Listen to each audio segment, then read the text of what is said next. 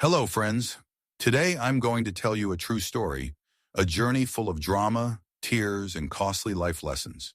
Picture a radiant summer morning in 1998 on the outskirts of Kansas, where endless cornfields stretch out, golden under the blazing sun.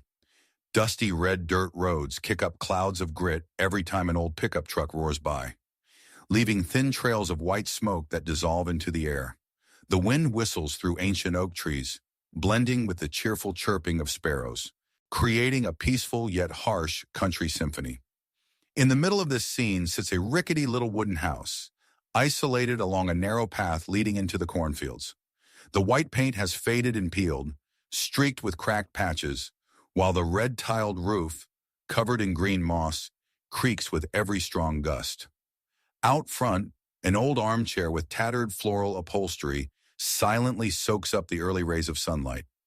Nearby, a rusty swing squeaks on its chains whenever someone brushes against it.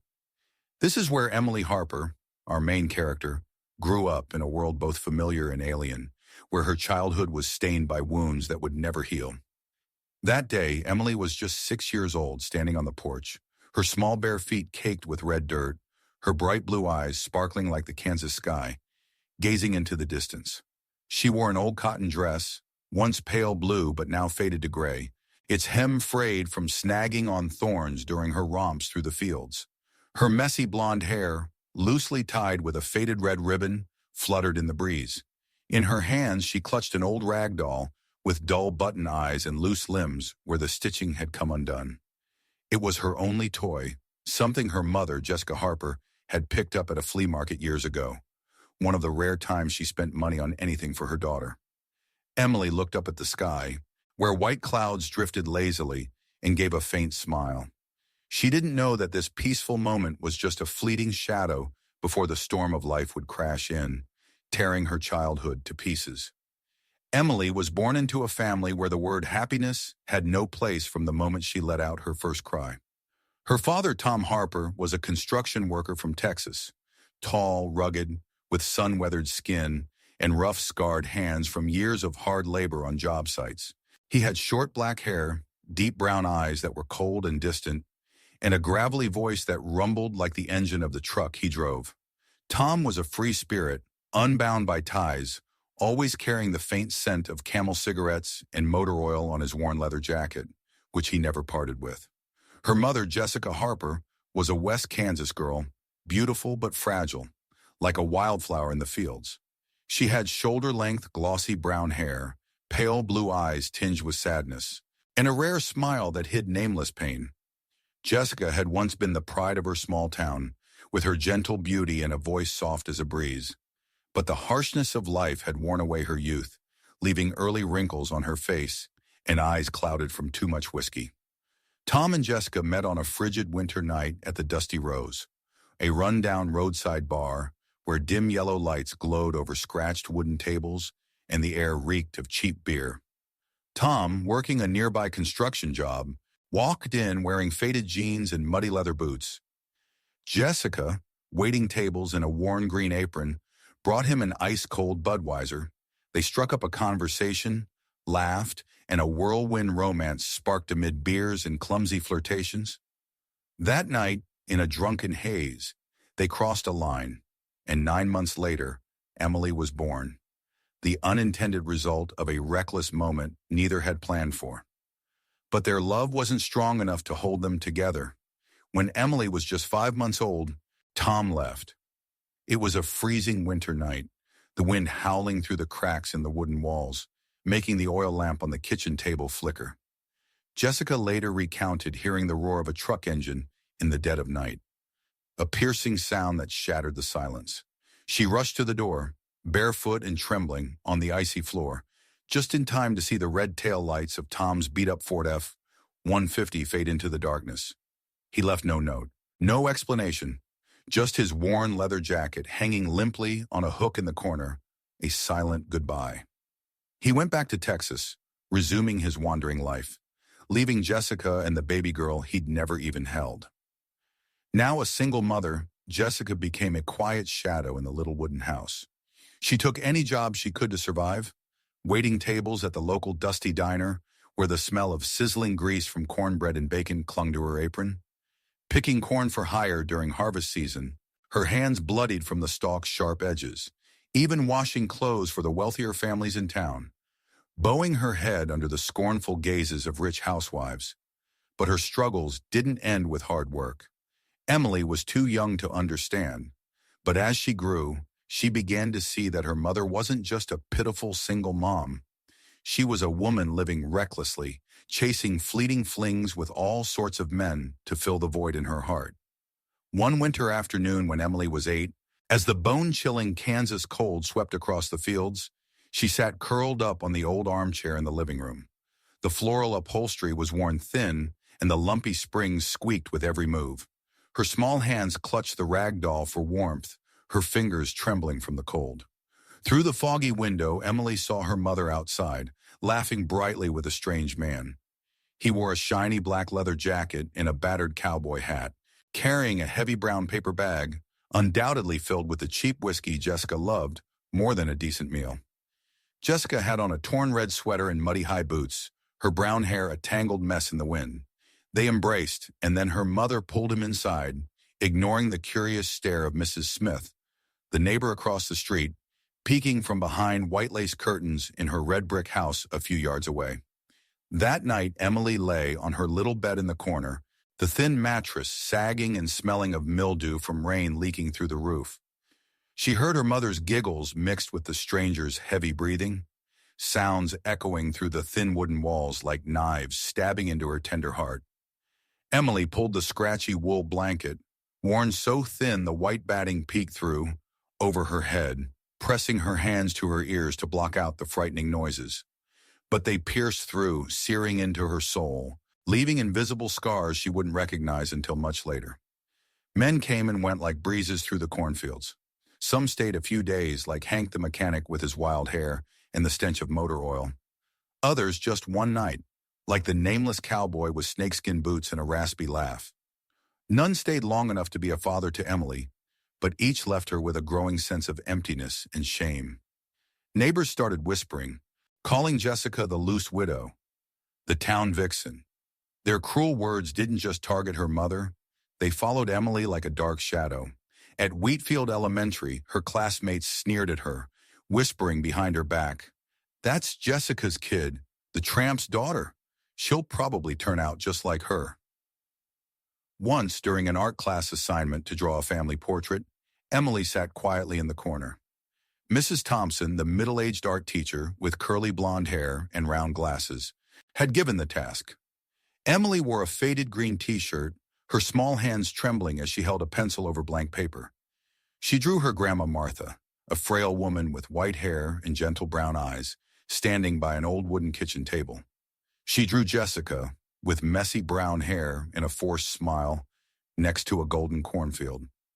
But she couldn't draw her father. She didn't know what he looked like, how tall he was, whether he had a beard.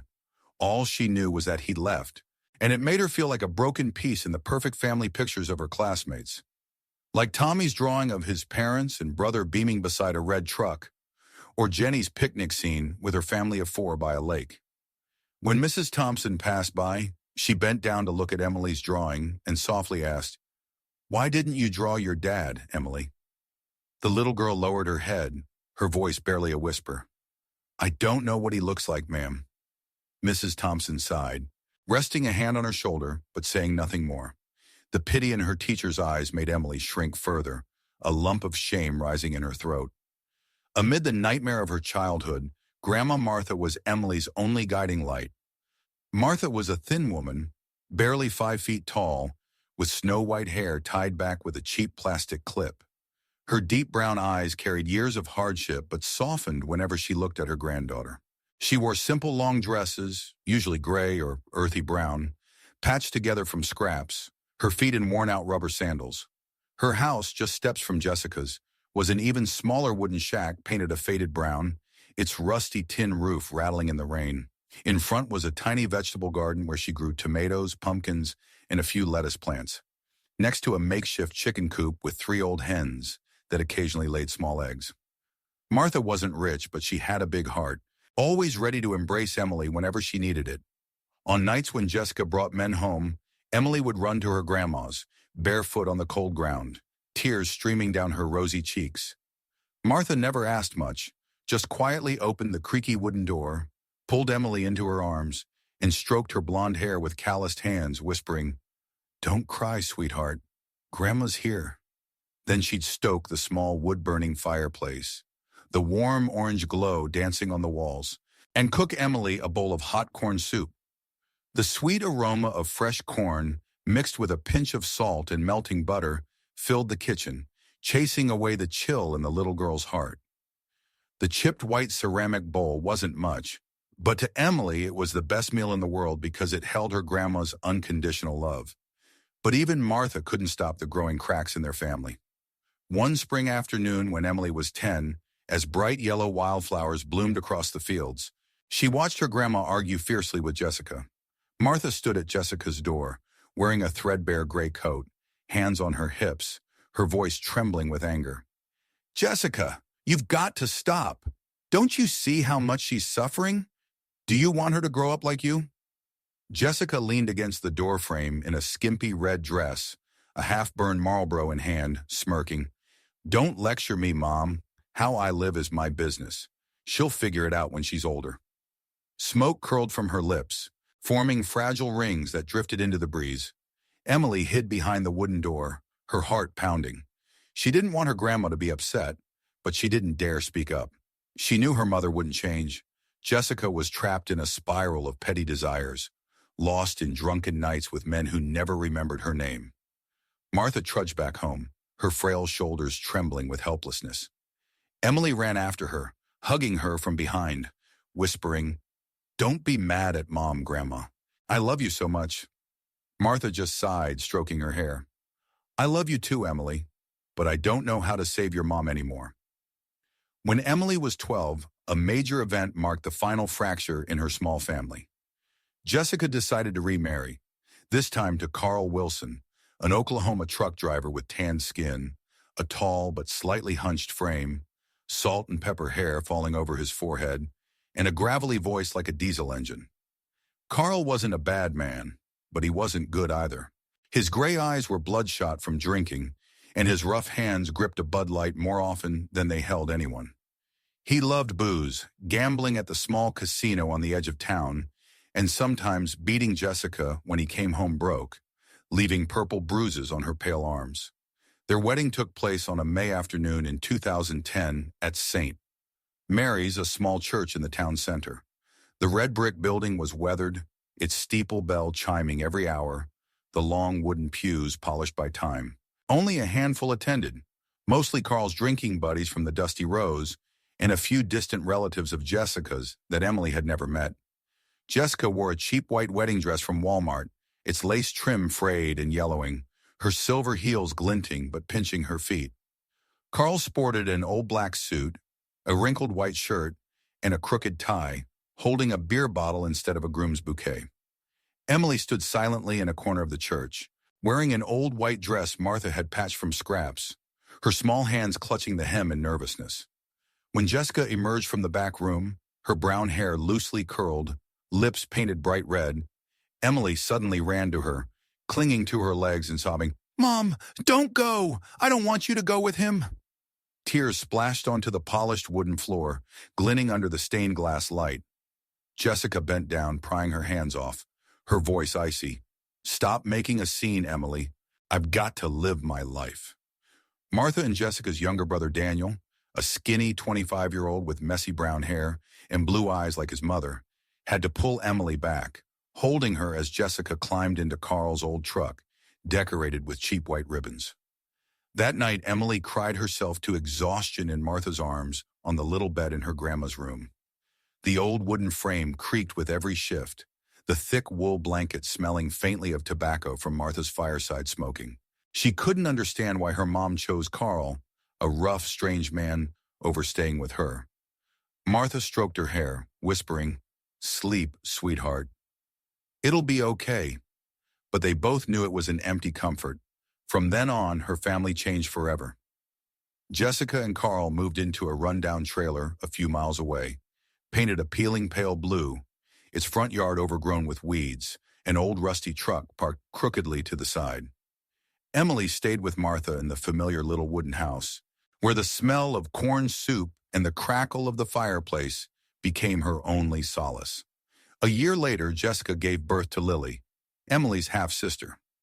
Lily had pale blue eyes like her mother, soft brown hair, and an innocent smile Emily adored at first sight. But Carl didn't stick around.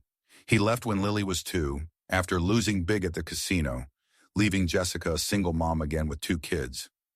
Jessica returned to Martha's with Lily in tow. Now the tiny house held 4: Martha, Jessica, Emily, and little Lily. It was more crowded than ever, with an old double bed in the living room for Jessica and Lily, while Emily slept on a worn fabric couch near the fireplace. But Jessica's return didn't bring peace. She kept up her wild ways, bringing men home despite Martha's sad eyes and Lily's cries. One fall afternoon when Emily was 15, as golden oak leaves blanketed the yard, she rode home from school with her best friend Sarah on a faded blue Schwinn bike. Sarah was petite, with a round face, big sparkling brown eyes, and long black hair in a neat ponytail. They pedaled down the path, the cool breeze tousling their hair. As they reached Martha's yard, Emily froze. She saw her mom with a stranger, a man in a red plaid flannel shirt, holding a brown paper bag with a Jim Beam bottle, his smirk showing yellow teeth. Jessica, in a thin pink sweater, giggled as he whispered in her ear. Blood rushed to Emily's head, her hands gripping the handlebars until her knuckles turned white. She yelled, "What are you doing, Mom?" Then stormed inside, leaving Sarah stunned outside. In a fit of rage, she grabbed the chipped white ceramic dishes from the table, the ones Martha had used to serve her corn soup for years, and smashed them on the floor. The sharp crash echoed, shards scattering like her broken heart.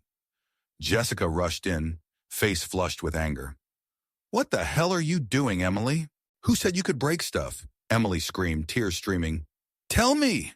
Why do you keep bringing those guys here? Aren't you ashamed?" Jessica snapped. "That's Uncle Mike, my friend. Say hi." Emily shouted back. "I don't need your uncles. Kick him out now." But Jessica ignored her, turning to the man with a sweet smile. "Don't mind her.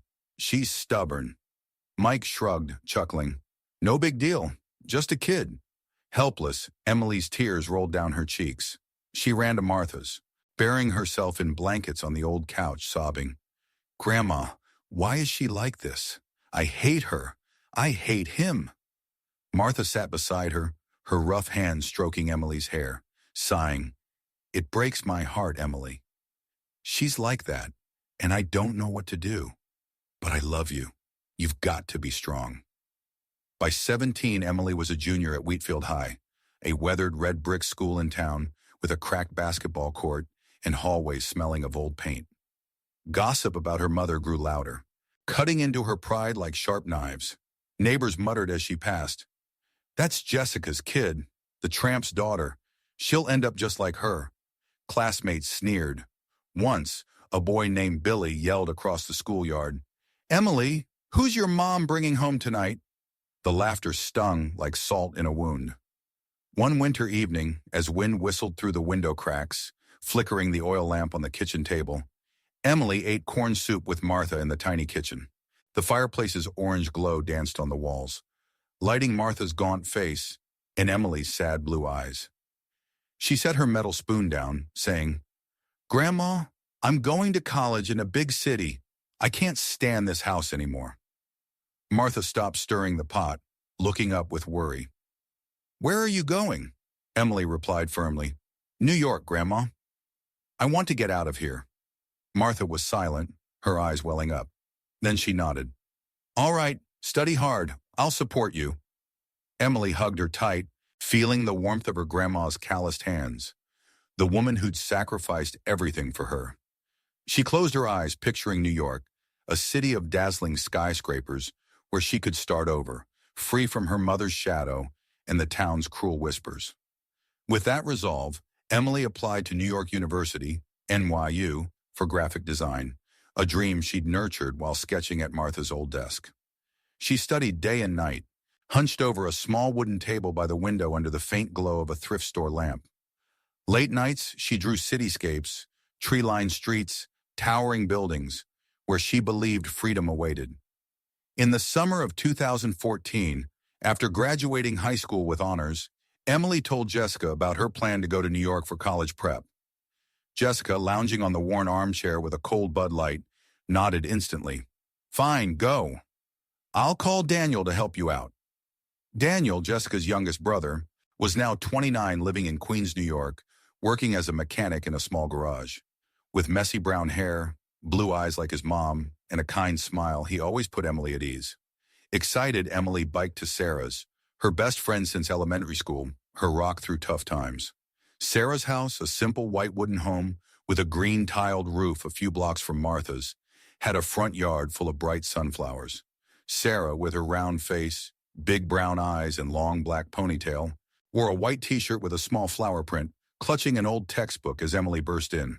"Sarah, I'm going to New York for college prep." Emily cheered, her eyes shining. Sarah grinned. "Awesome. I was going to study here, but can I come with you?" Emily nodded. "Yes. It's better than studying at home." Sarah hesitated.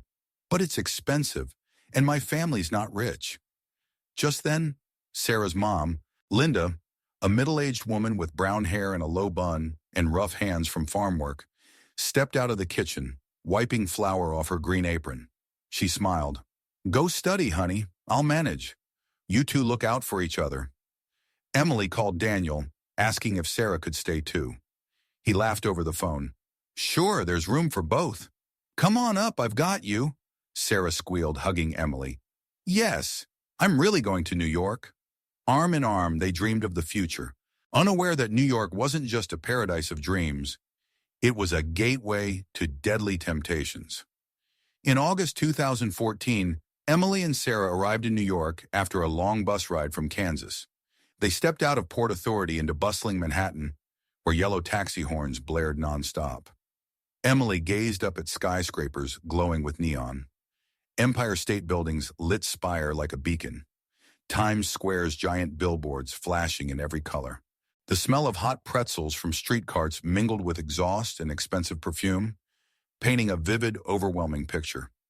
Daniel picked them up in his beat-up blue Ford pickup, its paint peeling, the back seat reeking of motor oil and dust. In a greasy gray t-shirt and scuffed brown boots, he grinned. "Welcome, Kansas princesses. Hop in."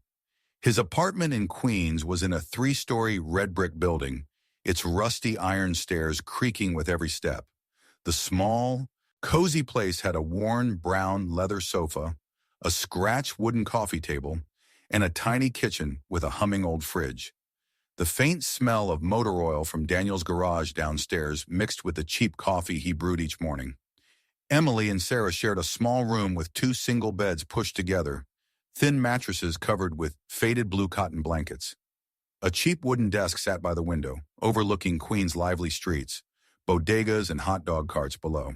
They rode daily on Emily's blue Schwinn and Sarah's red Huffy, pedaling through streets shaded by flaming red maples to a prep center miles away. Under New York's harsh summer sun, they laughed and sweated, eyes bright with hope. One afternoon, biking through Times Square, Emily stopped, staring at the dazzling billboards. She whispered to Sarah, "I'll work here someday, right in the heart of this city. I want to design those big signs." Sarah smiled. "And I'll teach at a little Kansas school. We'll make it, right?" Emily nodded, her blue eyes gleaming. "Absolutely."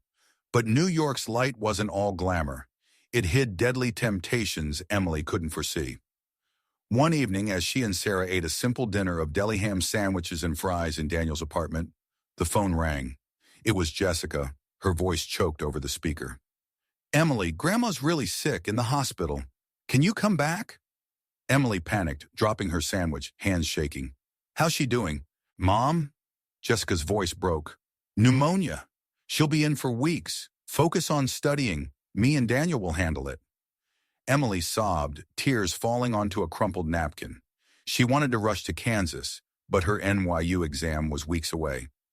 Clutching her face, she whispered, "I have to stay, but I'm so worried." Sarah held her hand. "Stay and study. I'll pray for her." Daniel stepped from the kitchen, resting a hand on her shoulder. "I'll visit her this weekend, don't worry." Focus. She's tough. Emily nodded, heart in turmoil. She decided to find a part-time job to send money home. New York was vast, but for a small-town girl like her, work was elusive. She biked everywhere, from Greenwich Village's espresso-scented cafes to Brooklyn's donut shops with trays of powdered treats. But every place wanted full-time help, impossible for a student. She returned daily, legs aching, white Converse dusty, heart heavy with disappointment. One rainy afternoon, under a gray New York sky like a tattered blanket, Emily biked home in a downpour. Water soaked through her light blue hoodie, plastering her blonde hair to her face. She stopped under a bodega awning, shivering as she wiped rain from her eyes when a voice called, "Emily, what's got you looking so rough?" It was Olivia Carter, an NYU senior she'd met during orientation week. Tall and slim, with long dyed red hair, Olivia wore a glossy black leather jacket and suede ankle boots, holding a small purple umbrella. The faint scent of Chanel No. 5 cut through the damp air. Emily forced a smile, teeth chattering. "I'm looking for a job, but it's tough. No one's hiring." Olivia smirked, her brown eyes glinting. "Ever tried a bar?" Emily blinked, surprised. "A bar? I never thought of that." Olivia stepped closer, whispering temptingly, "There's a fancy spot in the Lower East Side short on staff. Good pay, great tips. A pretty girl like you could rake it in waiting tables. Come with me, I'll hook you up." Emily hesitated, gripping her cold bike handles. She thought of Martha in a hospital bed, Jessica struggling with bills, and little Lily needing formula.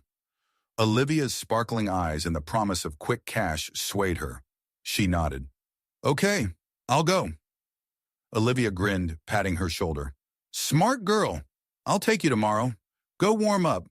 You look like a drowned rat."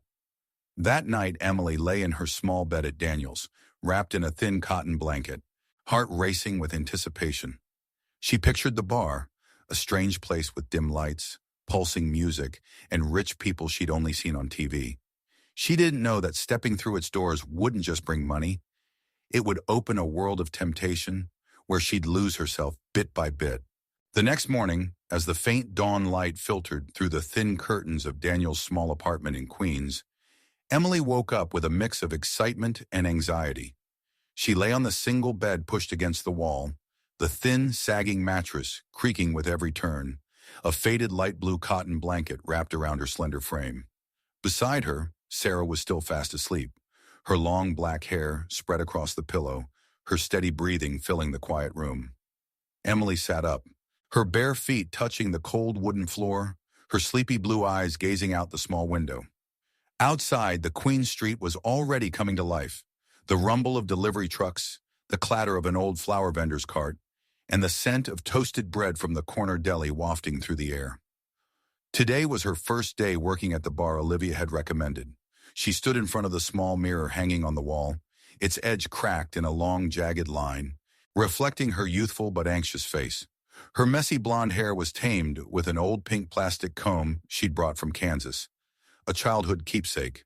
She wore a simple white t-shirt with a small flower print, a birthday gift from Sarah last year, and faded blue jeans that hugged her long, slim legs. Her dusty white Converse sneakers sat alone under the bed, next to the worn gray canvas backpack she'd used since high school. Emily stepped into the living room, where Daniel sat on a tattered brown leather sofa, holding a steaming mug of black coffee. He wore a gray t-shirt stained with machine oil, his scuffed brown boots resting by his feet, his messy brown hair falling over his forehead. Seeing her, Daniel smirked. "Up early, huh, Kansas princess?" "First day at work." Emily nodded, her voice hesitant. "Yeah, I'm working at a bar in the Lower East Side. Olivia hooked me up." Daniel raised an eyebrow, setting his coffee down on the scratched wooden table. "A bar? Be careful, kid. New York's not like Kansas. Those places can get messy." Emily gave a weak smile. "I know. I'm just waitressing, trying to save up to send money back to Grandma and Mom." Daniel nodded, though his green eyes flickered with concern. He stood, clapping her on the shoulder. "All right, get going then. I'm off to the garage. Tell me how it goes tonight, okay?" Emily nodded, watching him disappear behind the creaky old wooden door, silently grateful for his simple kindness. She pedaled her faded green Schwinn bike through the tree-lined streets of Queens, the red blossoms of the Royal Poinciana swaying overhead, the cool breeze tousling her blonde hair. When she reached the Lower East Side, she locked her bike to a rusty lamppost outside the bar and looked up at the flickering purple neon sign, the Violet Hour. The name was written in soft cursive, the pulsing purple light cutting through the damp morning air like a mysterious invitation. The glossy black glass door reflected her blurry image, hinting at the dim, unknown world within. Stepping into a new world, the Violet Hour. Olivia was already waiting outside, dressed in a shiny black leather jacket and tall black suede boots that gleamed faintly in the weak sunlight. Her fiery red hair was tied up high, her bold red lipstick accentuating her pale city girl skin. Spotting Emily, she grinned and waved. "Right on time. Come on, I'll introduce you to Jake, the manager. He's chill, don't worry." Emily nodded, her heart pounding as she followed Olivia through the heavy glass door. Inside, the Violet Hour, it was a world unlike anything Emily had ever known. The sprawling space glowed with purple and red neon lights, pulsing to the beat of muffled EDM from speakers mounted on the ceiling. The sharp scent of whiskey mingled with cigarette smoke and expensive perfume, creating an atmosphere that was both alluring and stifling. A long, glossy black wooden bar stretched across the center, lined with bottles, Jack Daniels, Grey Goose, Bombay Sapphire, shimmering under hidden LED lights. Sleek red leather bar stools stood in a row, where a few servers wiped glasses with white cloths, their movements quick and practiced, almost like a dance. Around the room were small metal tables, surrounded by plush purple velvet chairs, their edges frayed from countless late-night parties. In one corner, a small stage held a DJ in a black t-shirt, tweaking his mixing board as deep bass vibrated through the polished wooden floor. Abstract red and black paintings hung crookedly on the walls, like chaotic splashes of a troubled mind. The space felt extravagant, yet dangerous, making Emily feel small and out of place. Olivia led her through the bustle of staff prepping for the night shift to a corner where Jake, the manager, stood. Jake was a tall, broad man in his 30s, his slicked-back black hair gleaming with gel, his sharp brown eyes radiating confidence. He wore a tight black shirt with rolled-up sleeves, revealing a tattoo of a snake coiled around a sword on his arm, and polished black leather shoes that caught the light. Seeing Olivia, he grinned. "New recruit, Liv. Introduce her." Olivia nudged Emily forward, her voice syrupy. "This is Emily, my little sis. She's fresh from Kansas, looking for work." "Cute, right?" Jake sized Emily up, his gaze lingering on her golden hair, bright blue eyes, and youthful, slightly innocent face. He nodded. "Yeah, cute. Hey, I'm Jake, manager of the Violet Hour. Tell me about yourself." Emily fidgeted, her hands clasped nervously.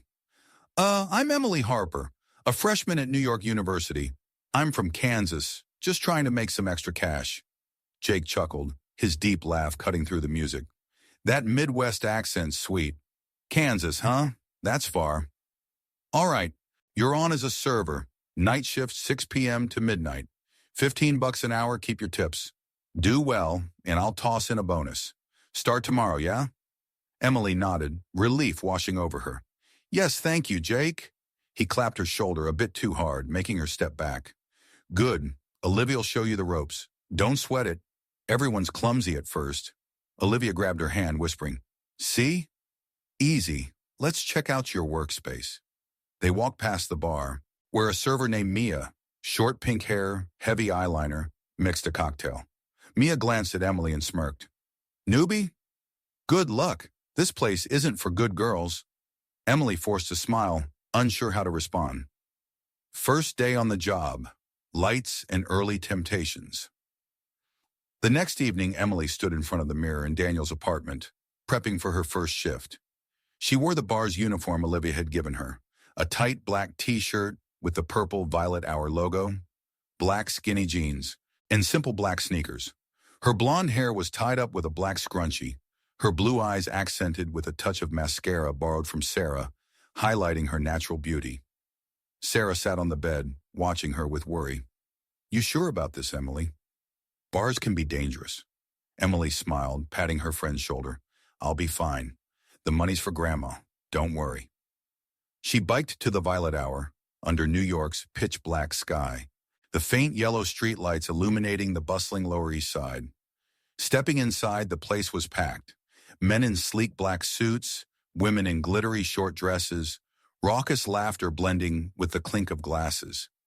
Emily stood behind the bar with Mia, clutching a cold metal tray, starting her shift. She darted between tables, delivering martinis, old-fashions, and mojitos, her feet aching in her stiff new shoes. A middle-aged man with salt and pepper hair, his white shirt unbuttoned at the top, waved her over. Hey, kid, another Jack Daniels, quick! Emily nodded, rushing back to the bar, her heart racing under the pressure. Mia smirked at her. Already flustered? Relax, no one's going to eat you. Emily nodded, forcing a smile despite her nerves. That night she made $50 in tips. Fives and tens slipped into her hand with winks and compliments. You're gorgeous, I'll call you next time. When her shift ended at midnight, she slumped onto a wooden stool behind the counter, her shaky hands counting the cash. Olivia walked over, clapping her shoulder. Nice job. $50 on your first night solid. You like it? Emily nodded, tired but thrilled. Yeah, I do. I'm sending this to Grandma right away. Over the next few days, Emily got the hang of it. She learned to smile at customers, balance trays without spilling, and dodge the groping hands of drunk guys. Her tips grew, $70, then $100 a night. She mailed money back to Kansas with short notes scribbled on lined paper from an old notebook. Grandma, Mom, here's some cash. Buy your meds. I'm doing great. Grandma Martha called, her frail voice crackling through the phone. You're a good girl, Emily. I'm better now. Don't work too hard. But Emily knew she was just saying that to ease her mind. A fateful encounter. Michael Mike Sullivan. One busy Friday night as the Violet Hour buzzed with people, Emily was carrying a tray of drinks to the VIP section when a deep voice called out, Hey girl, get me a scotch. Glenfiddich 18, neat. She turned to meet the gaze of Michael Mike Sullivan, a tall, imposing man in his 40s, with neatly combed dark brown hair and icy blue eyes. He wore an expensive gray suit, his white shirt unbuttoned at the collar, a gold Rolex gleaming on his wrist. Mike sat at a corner VIP table, surrounded by a few other men in black suits laughing loudly, and a blonde in a tight red dress draped over his shoulder, her arm around him. Emily nodded, shyly replying, Yes, sir, I'll get it. She hurried to the bar, asking Mia to pour the scotch. Mia raised an eyebrow. Glenfiddich 18?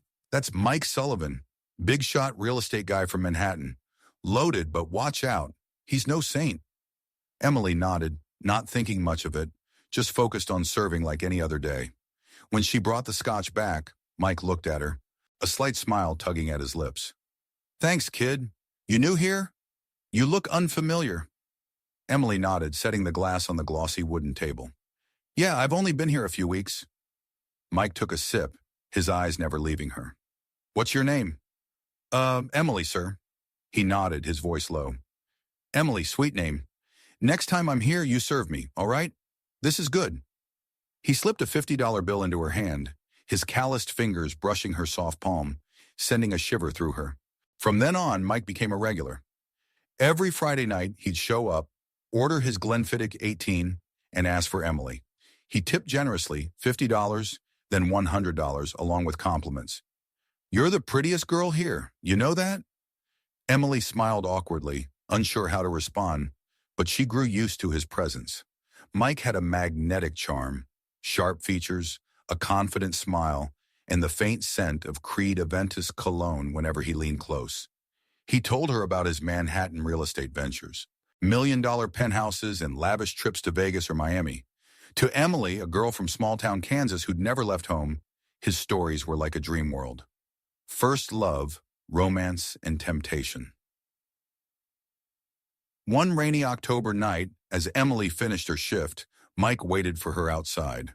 He stood under a large black umbrella, dressed in a long gray trench coat, his black leather shoes shining under the streetlights.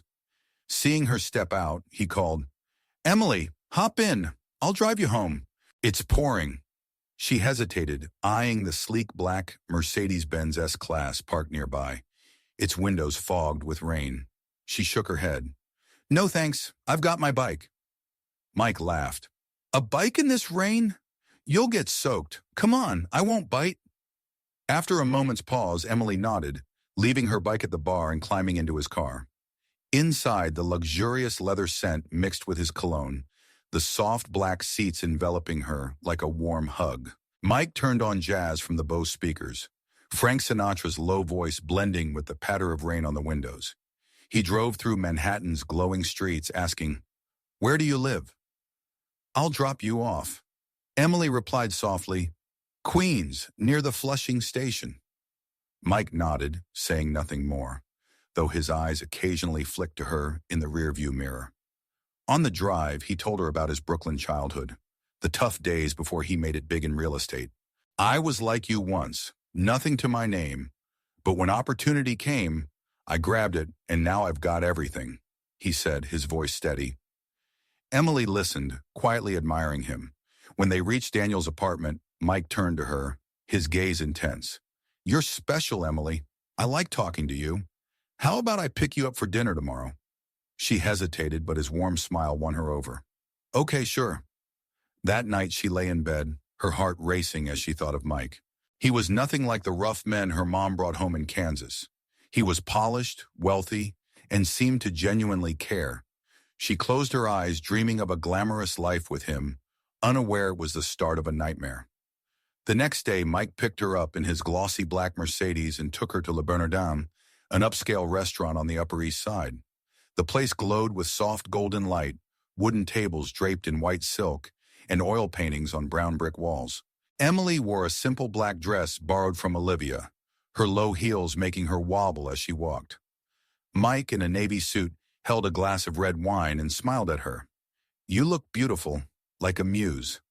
Emily blushed, unused to such fancy compliments. Dinner passed in a haze of sweet conversation. Mike talked about massive projects in Dubai, his Hamptons villa, and promised to take her on trips if she wanted. He ordered pricey dishes, pan-seared cod with beurre blanc, garlic butter scallops, and a bottle of Chablis worth hundreds. Emily nibbled cautiously, unfamiliar with the rich flavors, but beamed when Mike held her hand across the table, his warm fingers gently squeezing hers. Their relationship blossomed. Mike frequented the Violet Hour, sitting at his VIP table and calling her over to chat. He gave her small gifts, a silver Tiffany & Company bracelet, a bottle of Dior perfume, and once a glossy black Coach bag she clutched tightly, hardly believing it was hers. He drove her around Manhattan in his Mercedes, stopping at the Brooklyn Bridge to watch the city lights shimmer on the East River. Those moments made Emily feel like a fairy tale princess, with Mike as her prince. A life-changing shock, harsh truth. But dreams don't last forever. One bustling Saturday night, as Emily carried a tray to Mike's VIP table, a woman stormed into the bar. She was tall and thin, about 35, with meticulously curled blonde hair and a tight red dress hugging her perfect figure. Her green eyes were icy, her red lips curling into a forced smile. She marched straight to Mike's table, her voice piercing the music. "Michael Sullivan, here again, huh?" With this little thing. Emily froze, the tray trembling in her hands. Mike paled, standing up. "Vanessa, what are you doing here?"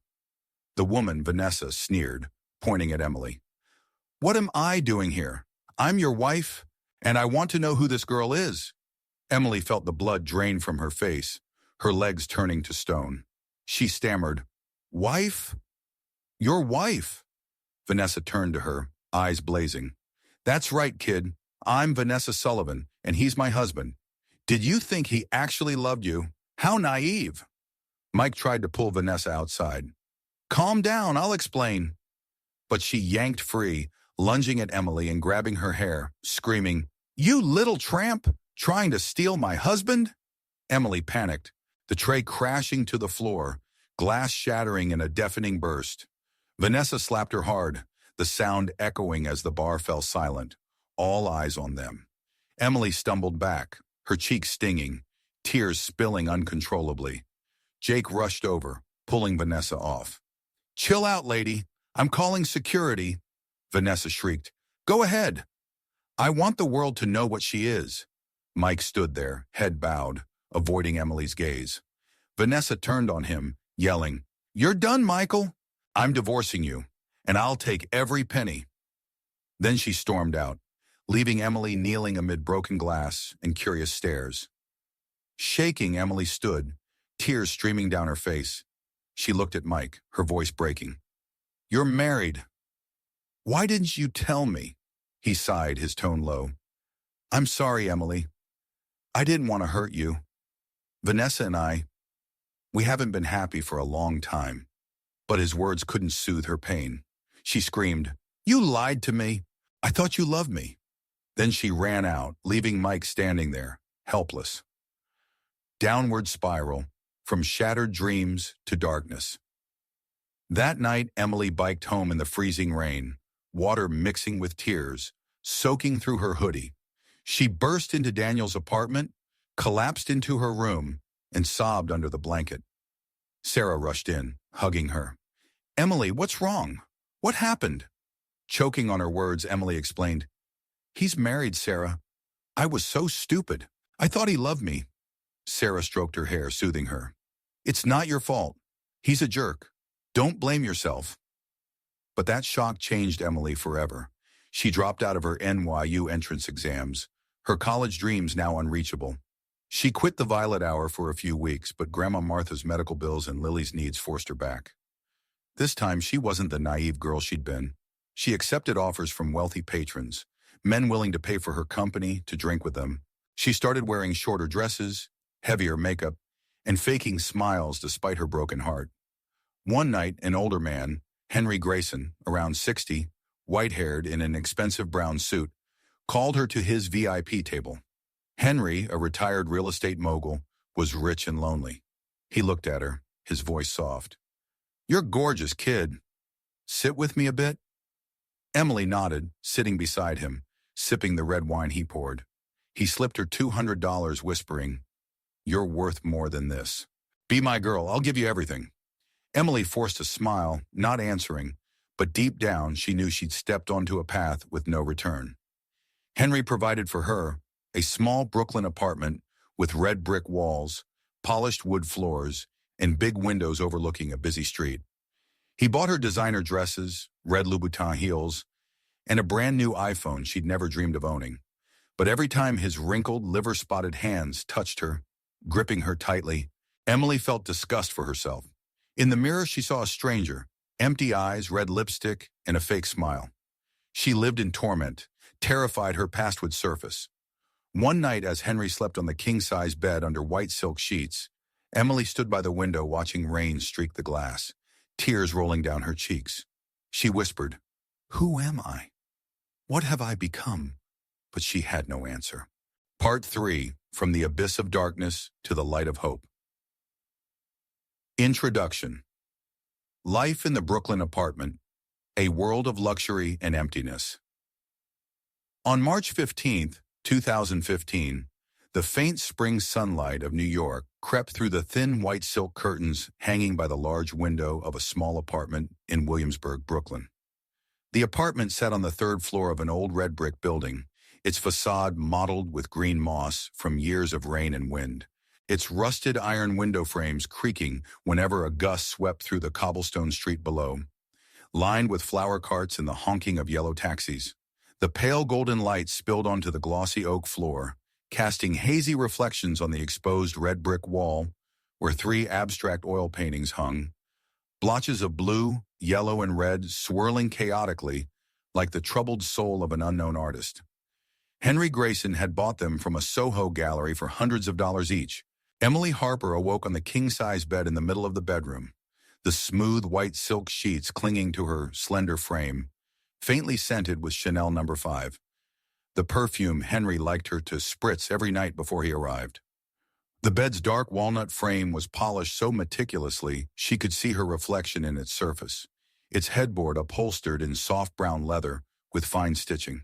Beneath it lay a thick Italian-imported mattress Henry had once bragged about, Sleep on this once, and you'll never want to leave. Beside her, Henry slept soundly, his steady, wheezing snores rumbling like the engine of an old truck she used to hear in Kansas every morning. He wore a faded gray cotton pajama set, the collar frayed from too many washes, his thin white hair a tangled mess on the silk pillow, his wrinkled, aged face starkly visible in the daylight, deep lines around his eyes and mouth mapping a life of calculation. Emily sat up, her small bare feet touching the cold wooden floor, her bleary blue eyes clouded from sleeplessness and nights spent restless, haunted by the past. She wore a short black silk nightgown Henry had given her, a gift from Victoria's Secret in Manhattan, its delicate lace trim hugging her body, accentuating the slim waist and long legs she'd once been proud of back in Kansas, though now they only made her feel like a display piece. Her golden hair fell in a tangled cascade over her shoulders, a few strands sticking to her cheeks from last night's sweat, and she brushed them aside with her hand to see more clearly. She stepped out of the bedroom, walking down a short marble-tiled hallway, cool beneath her feet, where an ornate gold-rimmed oval mirror hung, a luxurious antique Henry had bought from a Soho shop, its edges carved with intricate patterns now dulled by time. In the mirror she saw a stranger, sunken eyes with faint dark circles her usual foundation couldn't hide, lips still smudged with last night's red lipstick, and a forced smile that had lost the innocence of the 17-year-old girl who'd left Kansas with big dreams. She sighed, her breath forming a thin mist in the chilly apartment air, then continued into the living room. The living room was small but lavishly decorated to Henry's taste. A soft brown leather sofa sat in the center, about 6 feet long, its glossy surface marred by faint scratches from the times he dropped cigar ash while watching TV. Above it lay a thick white wool rug, its soft Turkish fibers a luxury Henry had boasted about. This cost $1,500. You'll feel the quality barefoot. In front of the sofa was a clear glass coffee table with gleaming stainless steel legs, topped with a vase of fresh red tulips, their soft, vibrant petals like blood, arranged in an intricately cut crystal vase Henry had bought from a high-end Williamsburg florist, replaced weekly to keep the apartment alive. Next to the vase sat a stack of old Forbes magazines, their yellowed edges betraying their age, issues from 2005 when Henry was still a prominent New York real estate mogul. He liked leaving them there as a reminder of his glory days. Though now retired, he lived off rental income. In the corner stood a small oak bookshelf, about 3 feet high, holding 3 Ernest Hemingway novels. The Old Man and the Sea, A Farewell to Arms, and For Whom the Bell Tolls. Their covers worn from repeated readings, alongside a small bronze horse statue, one front leg raised as if galloping, which Henry called a symbol of freedom and strength. Emily stepped into the small kitchen with its white marble counters, where sunlight streamed through a narrow window onto a humming stainless steel double-door fridge. A modern Frigidaire Henry had bought to store wine and expensive takeout from restaurants. On the counter sat a glossy black Nespresso machine, another gift from Henry, next to an unopened pack of vanilla-flavored coffee pods sealed in clear plastic. Each pod $1, which he claimed was worth every cent. She turned it on, pouring water from a small glass pitcher into the tank, pressing the start button as the machine whirred to life, the rich coffee aroma filling the space. She picked up a fragile white porcelain mug, part of a gold-rimmed set Henry had bought from Bloomingdale's, pouring the steaming coffee in, wisps of white vapor rising like tiny clouds, the warmth seeping into her hands. Henry stirred awake, his gravelly voice drifting through the cracked bedroom door. "Morning already, sweetheart. Come back to me." Emily turned, forcing a weak smile onto her pale face. "Yes, I'm making your coffee." She carried the mug out, stepping through the chilly hallway, setting it on the small walnut bedside table where he kept his round gold-rimmed reading glasses and a gleaming Patek Philippe watch. Worth over $20,000, worn whenever he went out to keep up appearances. Henry took a sip, smiling at her, his bright white teeth, redone by an expensive Manhattan dentist, flashing, "Good girl, Emily. I've got a meeting in Midtown with some lawyers today, but I'll take you to an Italian place tonight. You like pasta, right?" Emily nodded, her voice soft as a Kansas breeze rustling through cornfields. Yes, that sounds nice.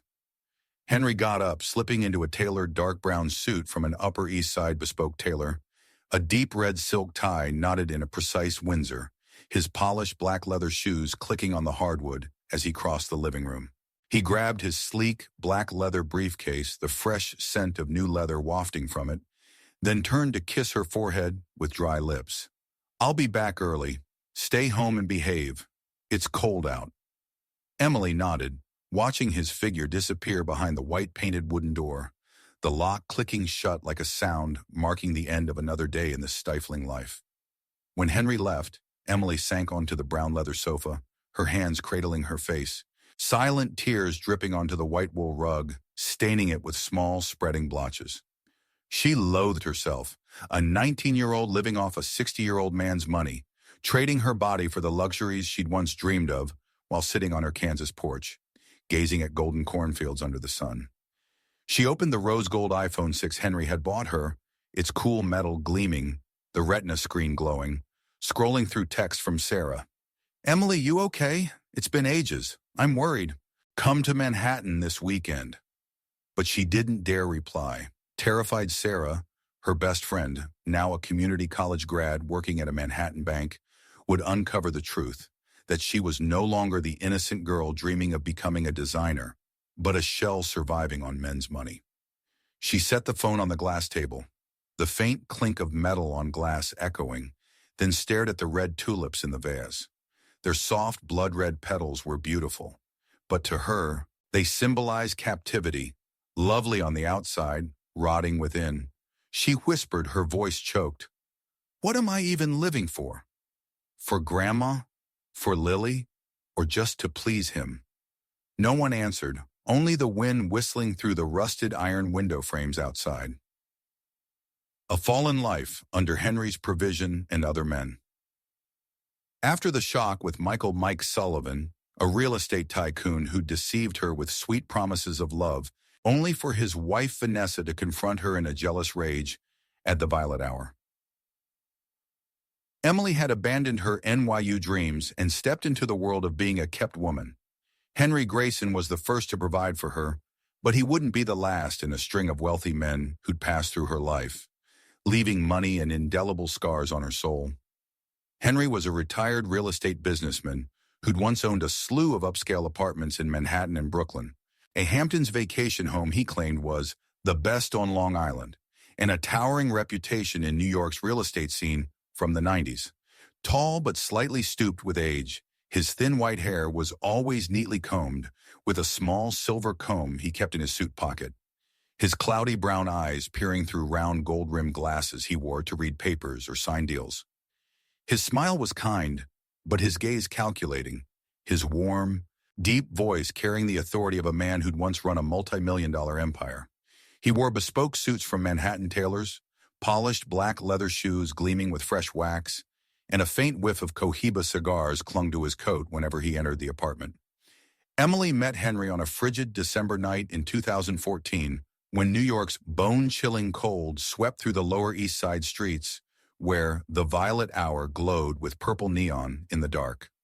That night, she wore a tight red dress Olivia Carter, her bar colleague, had suggested to attract clients.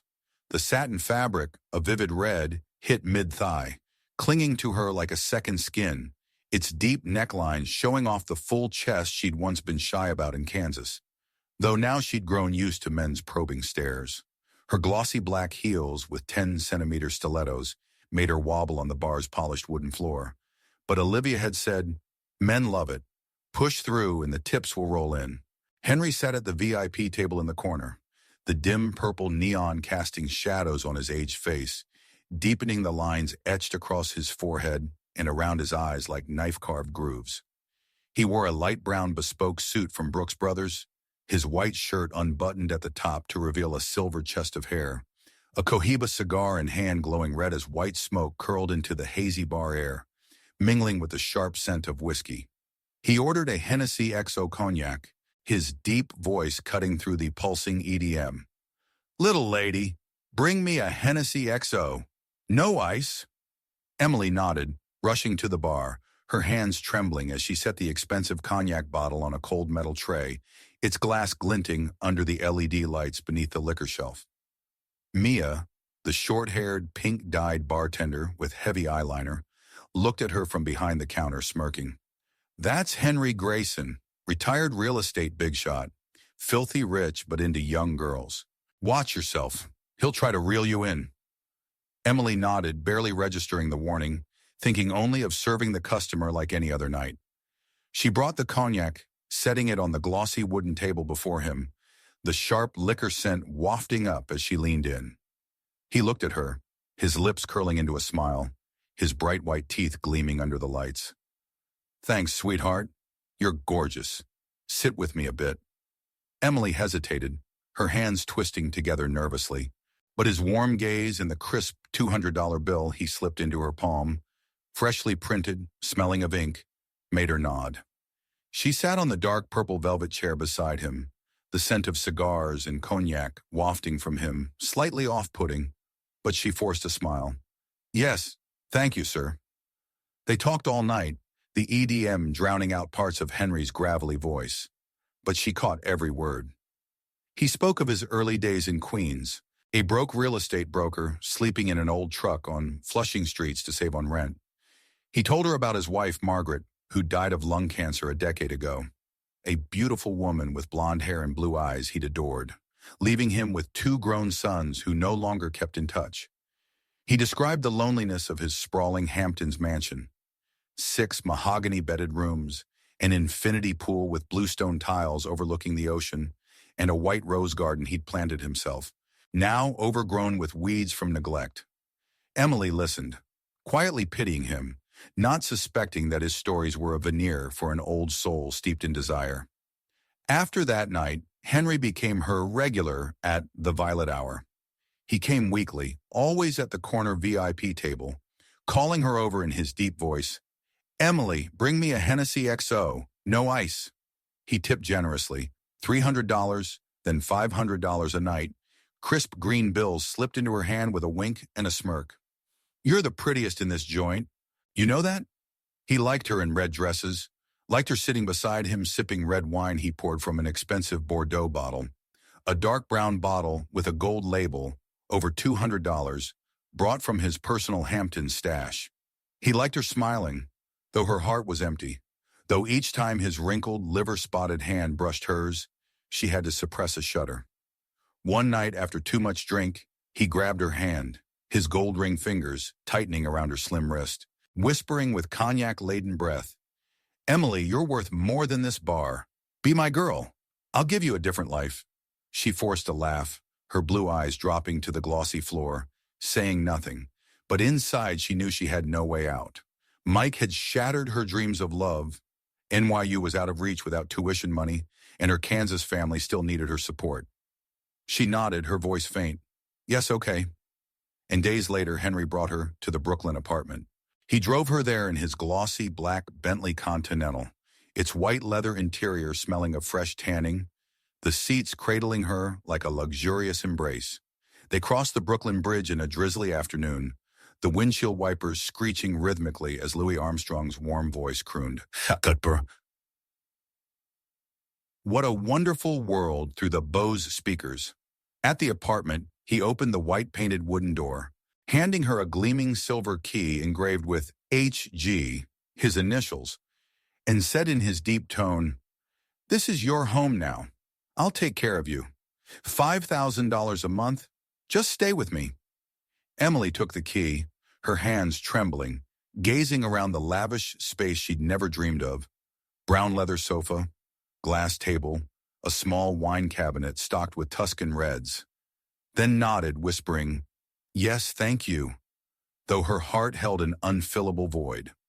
Life with Henry was a cycle of luxury laced with torment. He visited 3 times a week, Wednesdays, Fridays, Sundays, bringing expensive gifts to keep her happy. He bought her designer dresses from Gucci, a knee-length black silk gown with a daring back slit for $1,200, or a tight red velvet dress he liked her to wear to Carbone, in Greenwich Village, where truffle pasta cost $50 a plate. He gave her red-soled Louboutin heels, their 12-centimeter stilettos aching her feet, though he'd say, Beauty's worth the pain. Sweetheart, he gifted her a Louis Vuitton monogram brown handbag, its soft leather lining fragrant with newness, worth $1,800, and a delicate white gold Cartier necklace with tiny diamonds, over $2,000, gleaming on her neck when they went out, though she hated its heavy tug. The apartment was fitted to Henry's whims. He installed a 55-inch Sony Bravia 4K flat-screen TV on the living room wall for $1,500, where they'd watch romantic classics like The Godfather or Casablanca on Saturday nights, him sprawled on the sofa with a cognac, head on her lap. A Bose sound system on the oak shelf, $800, played Mozart or Beethoven when he stayed over, the violin's wails trying to drown the stifling silence between them. The bedroom's floor-to-ceiling oak wardrobe brimmed with luxuries, Gucci dresses, Louboutin heels, Louis Vuitton bags, items she'd never imagined owning back in Kansas, where her closet held only faded tees and torn jeans. In the kitchen, he added a sleek stainless steel electric oven for $600 and a fiery red Le Creuset cookware set for $400, though she rarely used them, unskilled at the fancy steaks or risottos he loved. A cherrywood wine cabinet by the counter held Tuscan Reds, a $50 Chianti Classico, a $120 Brunello di Montalcino, brought from his trips or Upper West Side wine shops. Each visit, he'd uncork one, pouring into thin Riedel crystal glasses, handing her one. "Drink up, it's good for you." She'd sip, the bitter fermented grape washing over her tongue. But it wasn't good, just bitter, like her life. But every time Henry touched her, his wrinkled, spotted hands gripping her waist through the thin silk nightgown, his cognac-heavy breath on her face as he pulled her to bed, Emily felt revulsion. On nights he stayed, he'd kiss her neck with dry lips, his rough hands threading through her golden hair, whispering, "You're mine, Emily. I love you." She'd lie still, eyes shut, silent tears soaking the silk pillow, imagining herself elsewhere. Maybe the Kansas cornfields, running with Sarah under summer sun, or on the wooden porch listening to Grandma Martha's fairy tales. Reality yanked her back. Henry's labored breathing, the cigar stench on his clothes, the filth clinging to her skin. Afterwards, she'd stand under the marble bathroom's rain shower, hot water pounding from the ceiling fixture, steam fogging the room into another world. She'd scrub herself with lavender bath and bodyworks soap, a $12 purple plastic bottle Henry had grabbed from a Midtown mall, trying to wash away the grime on her skin. In the silver-rimmed round mirror, fogged by steam, she'd see her hollow eyes, pale skin, and a smile long dead. She'd whisper, choking, "What have I become?" His doll to play with. But she couldn't quit. Henry's money, $5,000 monthly, wired via scrawled Chase checks, paid Grandma Martha's hospital bills, antibiotics, and portable ventilator, bought formula and clothes for Jessica's baby Lily, fixed Daniel's Queen's garage. Emily told herself, it's for family, but deep down she knew it was an excuse for her weakness. Henry wasn't the only one. When he was tied up in Manhattan lawyer meetings, sorting inheritance disputes with his sons, months-long lawsuits over shares in his old real estate firm, or golfing with friends on the Hamptons' lush seaside greens, Emily kept working at the Violet Hour. She'd sit with other rich men, drink with them, laugh with them, and sometimes go further if the price was right. Once, she met Richard Callahan, a 45-year-old lawyer with slick-back black hair, clad in a navy bespoke Brooks Brothers suit, his polished brown leather shoes clicking as he entered. He sat at the VIP table, ordering a Glenfiddich 18 Scotch, his voice cold. "Bring me a Scotch, no ice." When Emily delivered it, he eyed her, his sharp gaze scanning her face. "You're pretty. Sit with me. I'll pay $500. She nodded, settling onto the purple velvet chair, sipping the red wine he poured her, small gulps to steady herself. After small talk about law and his Manhattan courtroom wins, he leaned in. $1,000 to spend the night. My Midtown penthouse? Yes or no? She hesitated, staring at the crisp $1,000 bill he slid onto the table. Benjamin Franklin mocking her, then nodded. Yes, okay.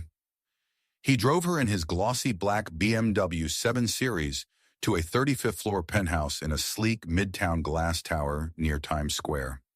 The sprawling space had floor-to-ceiling windows overlooking Manhattan's neon skyline, a black marble living room with a curving white leather sofa, and a large Picasso replica on the wall, thousands of dollars even as a copy.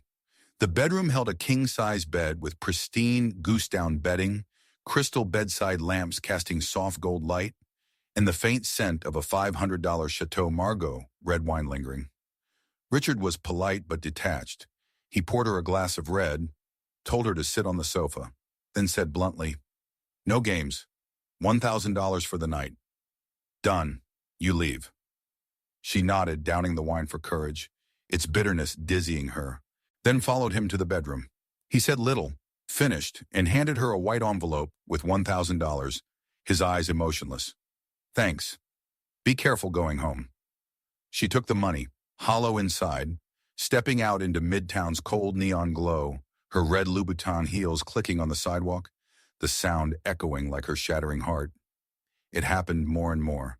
Paul, a 50-ish obese businessman in a rumpled gray suit, paid $800 for a night in a cramped Soho hotel room with a faded cotton double bed, stale cigarette smoke in the air. David, a 38-year-old surgeon with blonde hair and icy blue eyes, paid $1,200 for a weekend in his Chelsea apartment, where antiseptic from his scrubs clung to the sheets, nauseating her. Once Brian, a 35-year-old stockbroker with short brown hair and an open white shirt, paid $1,500 for a night on his small Hudson River yacht, where she stood on the cold wooden deck under night winds, staring at distant Manhattan lights empty inside. Each time, she banked the money, mailing thick envelopes of blank checks to Kansas. $500 for Grandma Martha's meds, $300 for Jessica's baby supplies, $200 for Daniel's car repairs. But her beauty faded. Sleepless nights at the violet hour, hard drinks to numb reality, and silent tears in the Brooklyn apartment dulled her blue eyes and paled her skin, despite pricey Sephora foundation. She wore heavier makeup, thick Maybelline mascara, Estee Lauder foundation, MAC red lipstick, but knew she wasn't the naive Kansas girl anymore. In the mirror, she whispered, "Who are you, Emily? Are you dead?" She lived in fear. Fear that Sarah, now a Manhattan bank clerk living modestly in Harlem, would learn the truth, still thinking Emily waitress to fund school. Fear that Daniel, her kind uncle fixing cars in a greasy Queens garage, believed she was a hard-working girl supporting family. Most of all, fear of Grandma Martha, her gentle white-haired grandma with calloused hands, calling on the old landline. "Emily, you sound sad. Tell me what's wrong. Don't hide." She'd force a laugh. "I'm fine, Grandma. Work's good." A fateful meeting, Ethan Parker, light in the darkness. On a sweltering summer afternoon in 2016, with New York's heat hitting 91 degrees Fahrenheit, Emily sat alone in Brew Haven, a small coffee shop a few blocks from her apartment. Housed in an old brownstone on Bedford Avenue, its large glass windows were fogged from the air conditioning. A weathered wooden sign outside reading, "Brew Haven, Coffee and Pastries," faded by sun and rain. Inside, the cramped space held 8 round wooden tables with frayed red and white checkered cloths, chipped white painted chairs, and the rich aroma of espresso blending with freshly baked croissants from the back oven. Emily sat in the corner by the big window, overlooking the bustling street with flower carts and taxi horns. She wore a simple white t-shirt, a birthday gift from Sarah, its collar frayed but cherished for its Kansas memories, and faded blue jeans hugging her long legs, her dusty old white Converse sneakers loose under the chair. Before her sat a cold latte, its foam dissolved into a tepid puddle in a chipped white ceramic mug, her pale, slender fingers fidgeting with the crumpled napkin from the table's dispenser. A man approached her table, his warm voice cutting through the cafe's hum. "Sorry, mind if I sit here? It's packed." Emily looked up, startled, meeting Ethan Parker's gaze. A lanky 25-year-old, about 5'11", with tousled light brown hair like he'd just walked through a breeze, his gentle green eyes radiating sincerity and a hint of curiosity. He wore a white Beatles logo t-shirt, $5 from an East Village thrift shop, and faded blue jeans torn slightly at the knee, showing the pale skin of a coder rarely in the sun.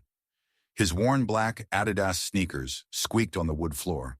A faded gray canvas backpack slung over his shoulder, its frayed edges revealing the lining, stuffed with books and a slim silver MacBook Air he used for coding. He smiled, a kind grin showing small dimples and slightly coffee-stained white teeth. "Not bothering you, am I? The other tables are full." Emily nodded, her voice a whisper. "No, it's fine." Ethan sat across from her on the creaky wooden chair, dropping his backpack to the floor with a rustle of books, then ordered a black coffee from the waitress, a 20-ish girl with a high black ponytail, dark green apron, carrying a scratched white plastic tray. He turned to Emily, asking gently, "You come here often?" "I've seen you a few times, always in this corner." Emily forced a smile, her fingers tracing the cold mug's edge. "Sometimes. What's with all the books?" Ethan chuckled, scratching his head, a few brown strands falling over his forehead. "I'm a freelance coder, working on a project for a small Soho company.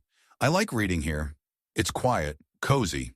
He unzipped his bag, pulling out a worn paperback, J.D. Salinger's The Catcher in the Rye, its white and red cover curled from dozens of reeds, and set it on the table. "Been hooked on this since high school. You read it?" Emily shook her head, her blue eyes flicking to the book with mild curiosity. "No, I don't read much."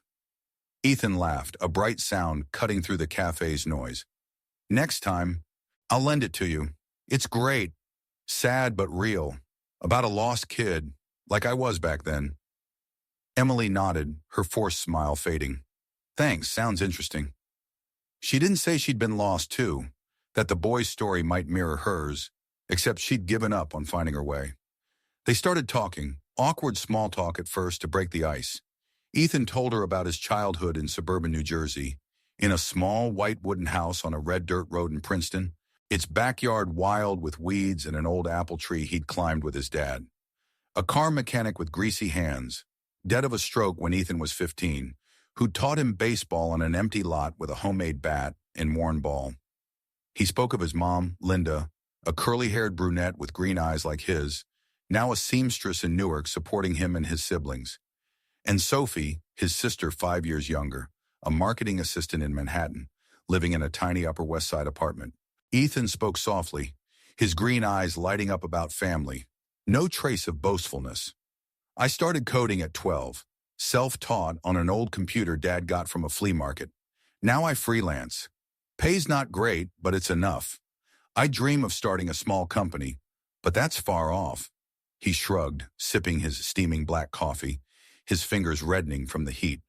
"What about you? Where'd you end up in this crazy city from?" Emily hesitated, staring at her cold latte, fingers fidgeting with the mug to delay answering.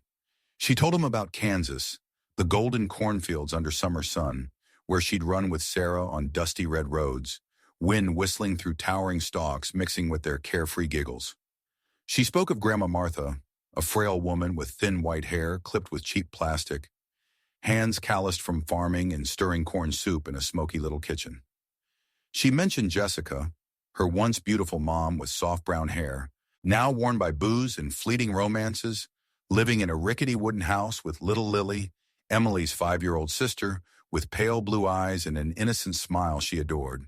But she hid her dark past, Mike Sullivan, the married man who'd broken her heart with lies, Henry Grayson funding her with money and shame, the long nights at the Violet Hour selling herself for cash to send home. She just said, "I came to New York for school, but now I wait tables to make money. Life's not what I dreamed." Ethan nodded, his gaze kind, unjudging. "Everyone hits rough patches, Emily. I love hearing about Kansas. If you're sad, tell me. Don't bottle it up." From then on, they met often at Brew Haven, an unspoken routine between two strangers turning friends. Ethan always came with hot black coffee, sometimes a buttery croissant fresh from the back oven, splitting it with her. "Eat up. It's good. Baked this morning." Emily brought her rose gold iPhone from Henry, but rarely used it around him, sitting there with a forced smile that slowly became real. He'd invite her to walk in Prospect Park a few blocks away, its tall oaks shading them. Dark green leaves swaying in summer breeze. Sparrows chirping with kids' laughter from the playground swings. Once they stopped at a roadside ice cream truck, a small white and red van with a blinking Mr. Softy neon sign, and Ethan bought 2 vanilla cones, $2 each. The creamy white ice melted in the 90-degree heat, dripping sticky sweetness onto her hands and her yellowed Converse. She laughed hard when he clumsily wiped her hands with a napkin from his pocket, smearing it worse. "You're so bad at this, Ethan." He grinned back, dimples showing. "Your fault for not holding it right. Next time I'll get popsicles. Easier." They locked eyes, sparkling with simple joy, and for the first time in months. Emily's heart beat not from fear or money, but for someone who truly cared. Those moments began to heal Emily's broken heart. One Saturday afternoon, sitting on a weathered wooden bench in Prospect Park, its green paint peeling to reveal moldy wood, they watched a fiery sunset gild Brooklyn's sky. Ethan took her hand, his warm, slightly trembling fingers, rough from years of typing, squeezing hers. "Emily, I like you, for real. You're different from anyone I've met." She blushed, heart pounding, her fingers lacing tighter with his, but she shook her head, voice breaking. "Ethan, you don't get it. I don't deserve you." He frowned, green eyes piercing hers, sunset glinting in them like tiny flames. "Why not? You're kind, smart, and I see you're hurting. I want to help, to be with you." Emily sobbed, tears streaking her cheeks, soaking her white t-shirt. "You don't know who I am. I'm not clean like you think." She wanted to spill it all, the nights selling herself, Henry, Mike, but feared his gentle gaze would turn to disgust, that he'd walk away like so many others. Ethan pulled her close, his lanky arms wrapping her tight through the thin shirt, whispering, "I don't care about your past. I just want to be with you. Give me a chance, okay?" She nodded, tears wetting his shirt, feeling his chest's warmth ease her buried pain. "Thank you, Ethan," she whispered, and for the first time, she glimpsed hope, small, fragile, but enough to believe she could escape the dark. True love, brief days of happiness. Emily and Ethan's love bloomed in the stifling heat of summer 2016, a wildflower sprouting amid her life's rubble. Ethan often visited her Brooklyn apartment on weekend afternoons, bringing a hot pepperoni pizza from the Domino's near his Flushing, Queens stop, where he lived in a tiny rented place on his freelance coder's pay. The red and white cardboard box, greasy from melted mozzarella, landed on the glass coffee table, its rich cheese scent mingling with spicy tomato sauce and crispy pepperoni, overpowering the lingering Chanel No. 5 from Henry's Nights. Ethan flopped onto the brown leather sofa, long legs propped on the table's edge, his worn black Adidas sneakers loose on the glossy floor. He wore his Beatles t-shirt, faded blue jeans torn at the knee, sometimes a gray thrift shop cap from Astoria for $3. He laughed loud when Emily clumsily spilled sauce on her white Kansas t-shirt, a gift from Sarah with a small flower print, its collar frayed but precious. "Watch it, Emily. You're so clumsy. Let me grab a napkin." He stood, stepping into the white marble kitchen, tearing a sheet from the paper towel roll by the glossy black Nespresso machine. The rustle of paper sounded as he returned, handing it to her with a dimpled grin. "Wipe it off, or you'll miss this shirt." Emily blushed, dabbing the red sauce stain, its sharp tomato scent clinging to her hands, reminding her of simple Kansas meals when Grandma Martha made cornbread with homegrown sauce.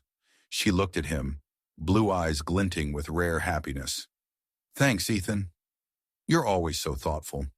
Those evenings stretched on with pizza, cold Coca-Cola cans from the stainless steel fridge, silver cans beaded with condensation, $1 each from the nearby bodega, and an old DVD Ethan brought in his gray backpack. Once, he picked The Notebook, its scratch black plastic case bought for $2 from a Queens thrift shop, popped into a borrowed Panasonic DVD player on the oak shelf under the TV. He sat beside her on the sofa, clutching a frosty Coke, fingers wet from the can's chill. As Allie and Noah kissed in the rain on the 55-inch screen, The TV's glow lit Ethan's thin face, highlighting his green eyes and faint freckles. He turned to her, voice hesitant. "Do you believe in love like that, Emily?" She met his gaze, lips pursed, then nodded faintly. "Yeah, but I don't think I deserve it." Ethan set the Coke on the glass table, a soft clink as metal hit glass, then took her hand, warm and trembling. "You do. I see a good person in you, even if you're always sad." Emily bowed her head, tears falling onto his hand, wetting the small veins. "You don't know everything, Ethan. I'm scared you'll hate me one day." He pulled her into his arms, thin frame holding her tight through her shirt, his breath on her hair smelling faintly of coffee and summer sweat. "I won't hate you. Whatever it is, I want to be with you."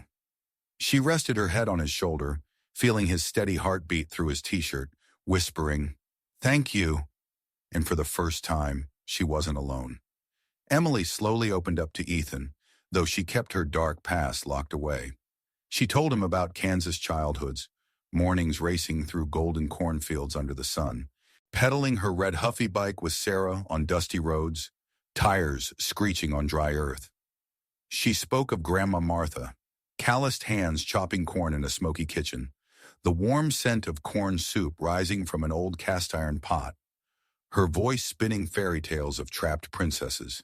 She mentioned Jessica, her mom, once a dreamer with soft brown hair, now broken by cheap whiskey and nameless sorrows in a crumbling wooden house with little Lily, her blue-eyed, smiling sister who begged for hugs on visits. But she didn't dare mention Mike Sullivan, the tycoon with a sleek black Mercedes and empty promises of luxury, or Henry Grayson, funding her with $5,000 monthly checks and humiliating nights on the king-size bed. Or the Violet Hour, where she'd gone from innocent waitress to a commodity for rich men. She only said, "I work at a bar, sending money home. My life's nothing special." Ethan nodded, eyes gentle.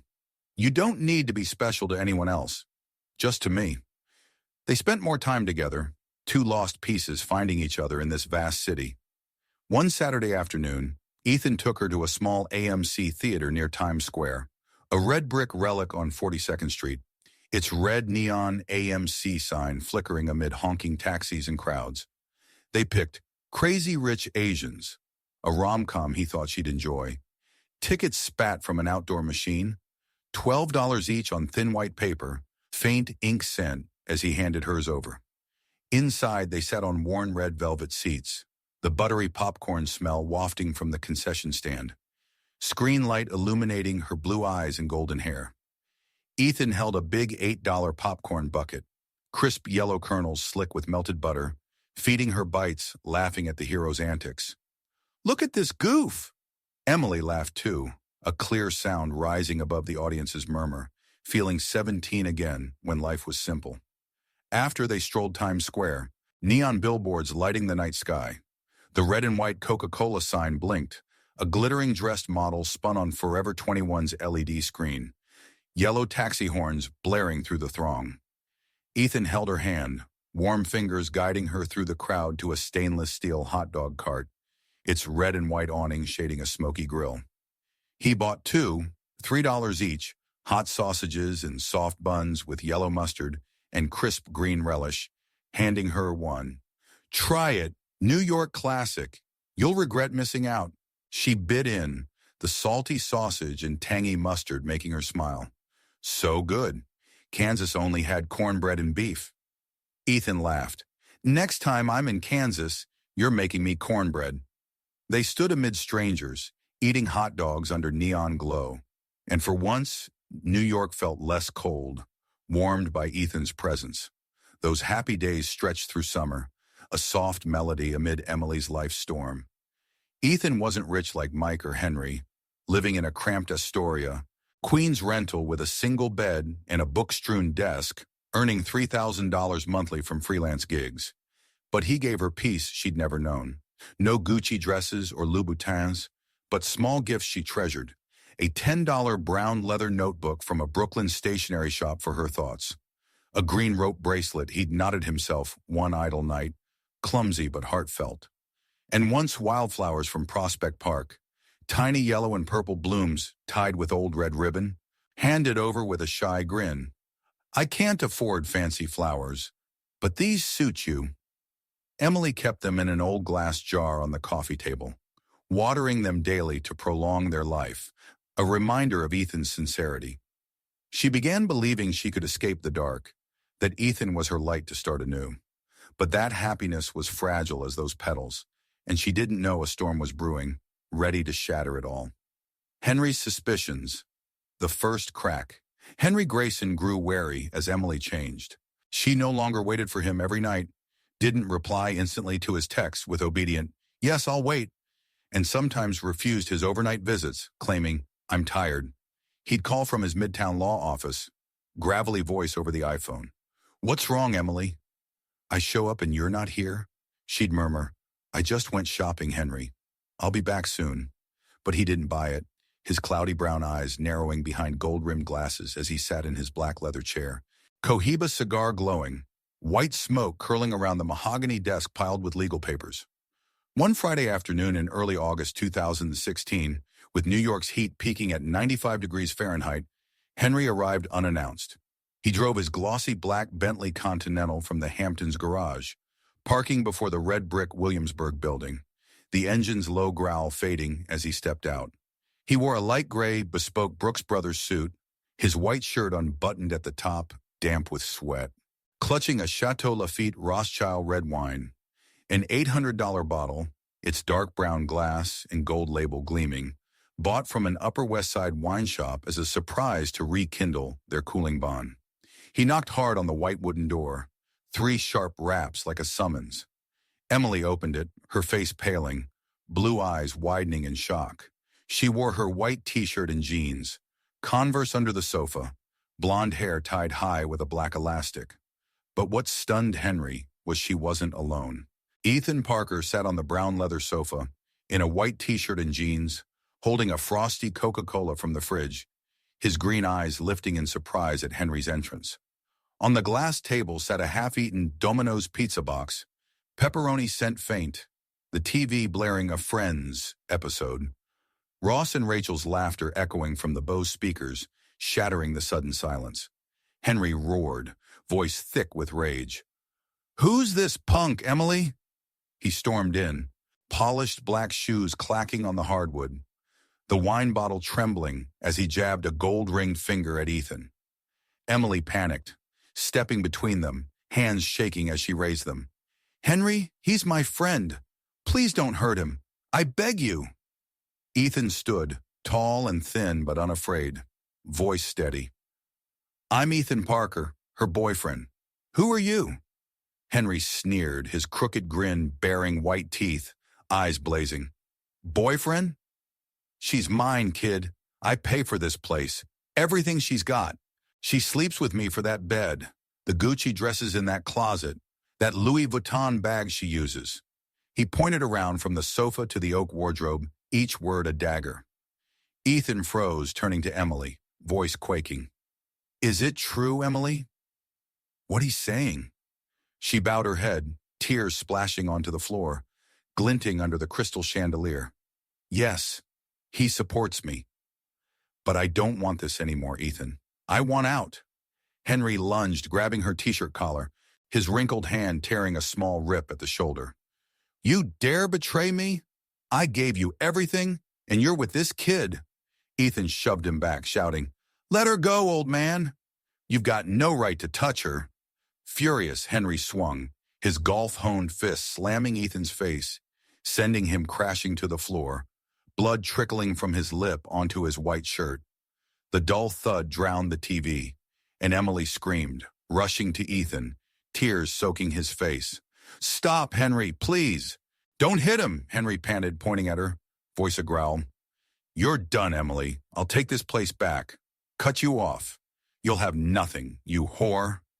He hurled the wine bottle to the floor, glass shattering with a piercing crash, red wine pooling like blood on the hardwood, its fermented scent flooding the room. He stormed out, the door slamming shut, shaking the red brick wall, leaving a chilling echo. Emily knelt by Ethan, trembling hands wiping his blood with her shirt hem, voice breaking. "I'm sorry, Ethan. I didn't want you hurt. It's my fault. He sat up, wiping blood with his sleeve, green eyes red-rimmed but soft. I don't blame you. But why didn't you tell me? Who is he? Sobbing, head on his shoulder, she spilled it all through hiccups. Mike Sullivan, the married tycoon who'd wooed her with romance and gifts. Henry Grayson, her keeper with cash and shame, turning her into a doll here. The nights at the Violet Hour, selling herself for Kansas money. I hate myself, Ethan. I didn't tell you because I was scared you'd leave. He listened, arms tight around her, warmth seeping through her shirt, calming her shivers.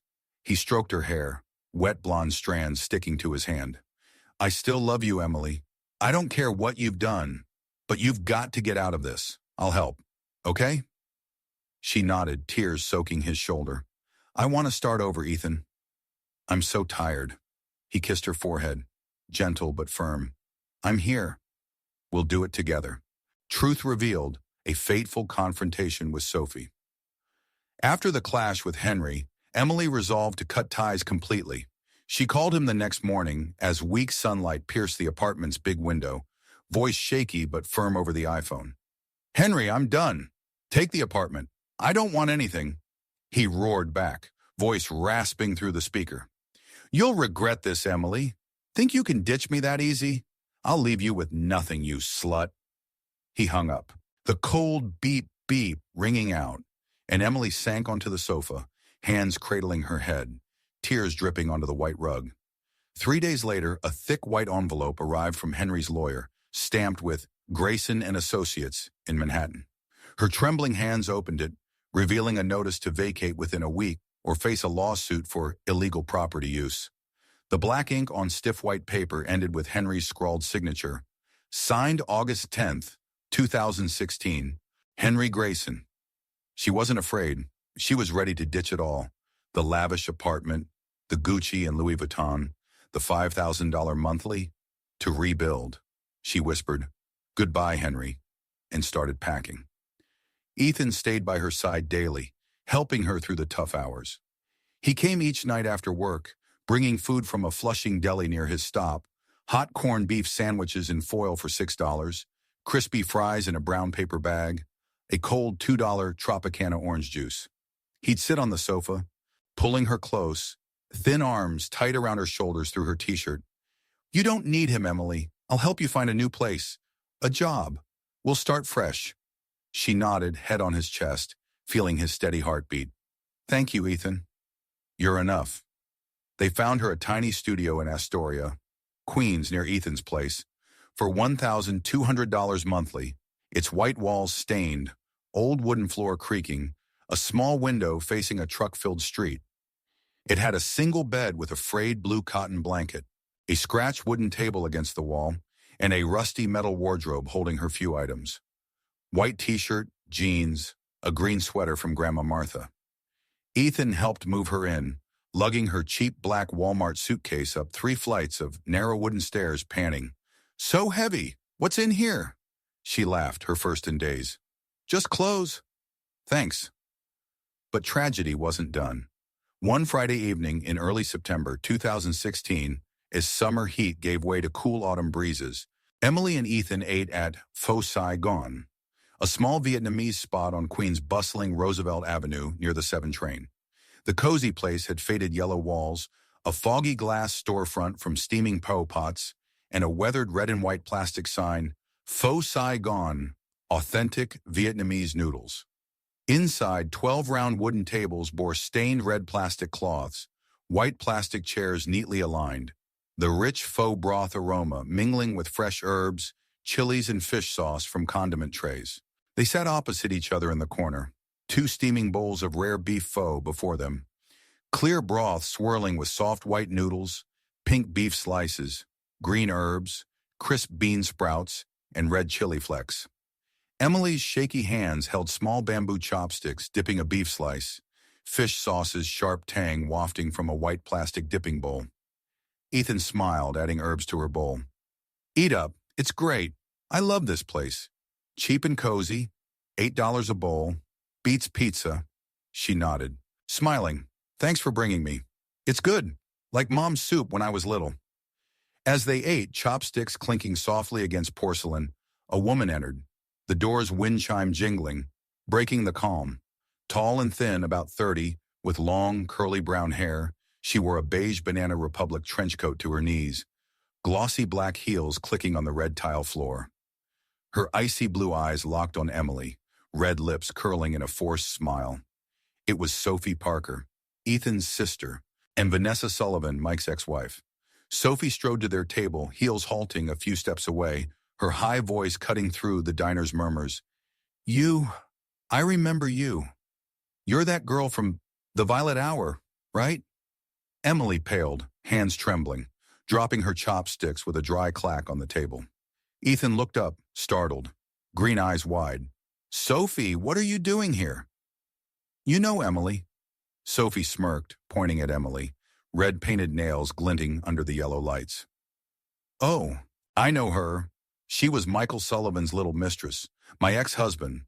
I caught her in a bar fight 2 years ago, humiliated her in front of everyone.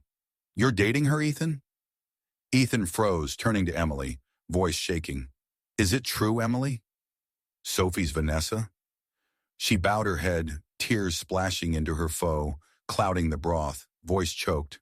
Yes. I didn't know she was your sister. I'm sorry, Ethan. Sophie's voice sharpened, eyes blazing, hand on hip, skewing her coat. She's not good enough for you, Ethan. She's a tramp. Slept with my husband, now seducing you. I lost everything to Michael. House, money, dignity. And now you're tangled with her? Sophie stood there, her glossy black high heels clicking against the red-tiled floor of Faux Saigon, her icy blue eyes piercing Emily like an invisible blade. The wind chime hanging on the door still jingled softly, but the air inside the restaurant seemed to freeze with the tension among the three of them. Ethan stepped in front of Emily, tall and lanky in his white Beatles logo t-shirt, his hands gripping the edge of the round wooden table so tightly his knuckles turned white, his voice firm yet trembling with emotion. Enough, Sophie. I love her, and I don't care about her past. You have no right to judge her. Sophie smirked, her twisted smile curling her red lipstick lips into a bitter arc. She crossed her arms, her beige trench coat shifting to reveal a thin gray sweater underneath, her sharp voice rising above the murmurs of the other diners. No right? Ethan, I'm your sister. I saw how this little tramp ruined my life. Michael left me for her, took all my savings to buy her gifts, that glossy black Mercedes, that diamond ring I saw on her finger at the Violet Hour. I lost my house, lost everything, and now I'm stuck in a rundown Upper West Side apartment because of that bastard husband. And you're seriously in love with her? Emily bowed her head, tears streaming down into her bowl of rare beef pho, now cold, the clear droplets mixing with the broth and rippling its surface. Her trembling hands covered her face, her short, bitten nails revealing faint scratches from her bar-working days. Her voice choked. I didn't know he was married. He told me he was single, promised to take care of me.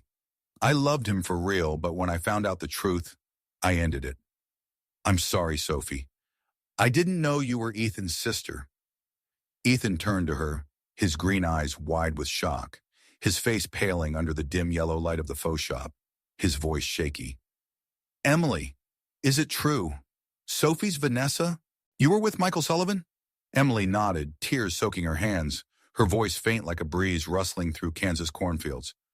Yes, I didn't know she was your sister. I met Mike at the Violet Hour. He was handsome, rich, said sweet things I'd never heard before. He took me to fancy restaurants, gave me dresses, promised me a better life. But then Vanessa, Sophie, showed up and confronted me in front of the whole bar, and I found out he was married. I was broken after that, Ethan. I'm sorry. Sophie stepped closer, her heels clacking on the tiles, pointing at Emily's face, her red-painted nails glinting like flames. Broken?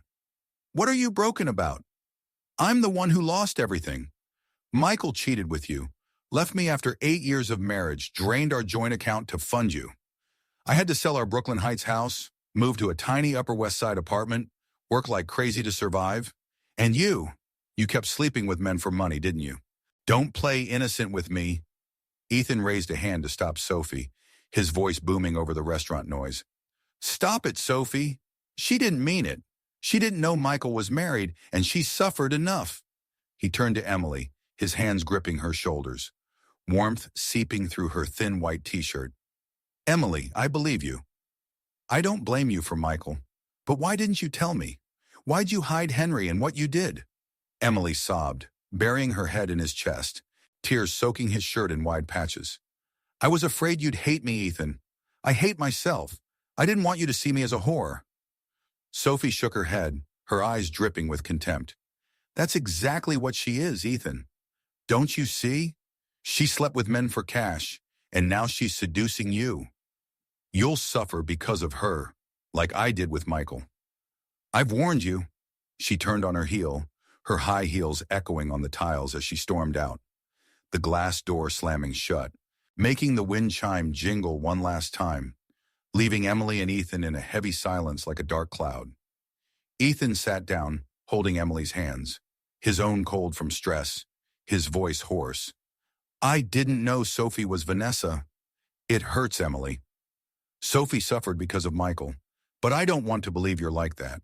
Tell me the truth. What happened with Michael? And Henry, what did you do?" Emily took a deep breath, the faux broth's scent mixing with the salty sting of her tears, and recounted everything through sobs. She told him about meeting Mike at the Violet Hour on a cold winter night in 2013, when she was 18, fresh from Kansas with dreams of college.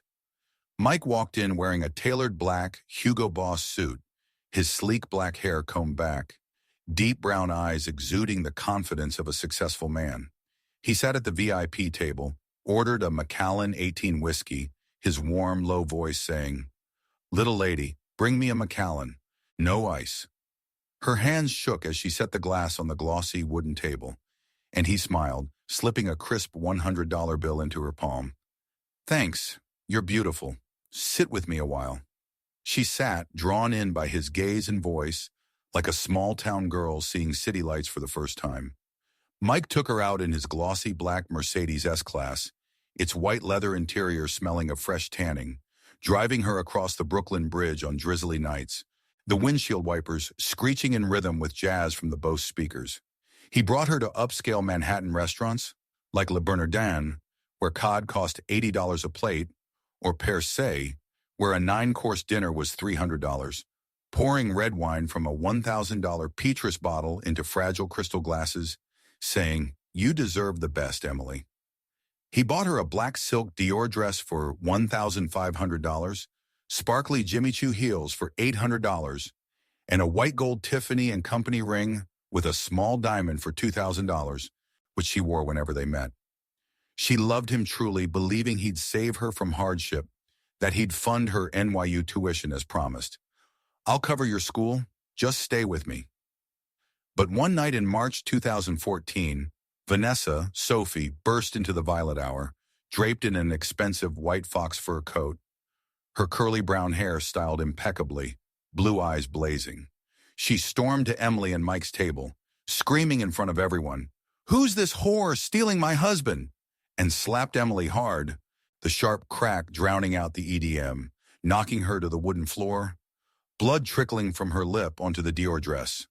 Mike stood silent, said nothing, just dragged Vanessa out, leaving Emily kneeling on the floor, tears mixing with blood, the other patrons' eyes judging her with scorn. Emily sobbed as she spoke. "I didn't know he was married, Ethan. When I found out, I ended it right away, but I was shattered. I dropped out, gave up my dreams, and fell into Henry's hands. He supported me, but I hated myself every day. I didn't tell you because I was scared you'd leave." Ethan hugged her, his eyes red but his voice steady. "I believe you, Emily. Sophie suffered because of Michael, but it's not your fault. I still want to be with you." But Emily shook her head, tears falling onto his hands. "I don't want to make you suffer, Ethan. You deserve someone better, not someone like me." She stood, pushing her chair back with a screech on the tiles, then ran out of the restaurant, leaving her half-eaten pho and Ethan sitting there, hands clenched on the table's edge, his pained eyes watching her disappear behind the foggy glass door. The wind chime jingled one last time, like a regretful goodbye. The journey back, Kansas and redemption. Emily ran back to her Astoria studio in light autumn rain, the water soaking through her white t-shirt, chilling her as her wet Converse squished on the sidewalk. She opened the door, stepping into the tiny space that was now all she had. White walls stained with age, creaky old wooden floors, a single bed with a frayed, light blue cotton blanket, and a small scratched wooden table by the window, where she kept Ethan's leather notebook and an old photo of her with Grandma Martha, Jessica, and Lily on their Kansas porch. She collapsed onto the bed, sobbing into her hands, her cries echoing in the quiet space, mingling with the soft patter of rain on the foggy window. She called Sarah on her scratched rose gold iPhone, her choked voice spilling through the speaker. "Sarah, I want to go back to Kansas. I can't take New York anymore. Can you help me?" Sarah's worried voice came through amid the bustle of her Manhattan bank office. "Emily, what's wrong? Are you okay? Why are you crying? I'll meet you at the bus station. Just come back. Tell me everything later." Emily nodded, though Sarah couldn't see, whispering, "Thanks, Sarah. I'm coming."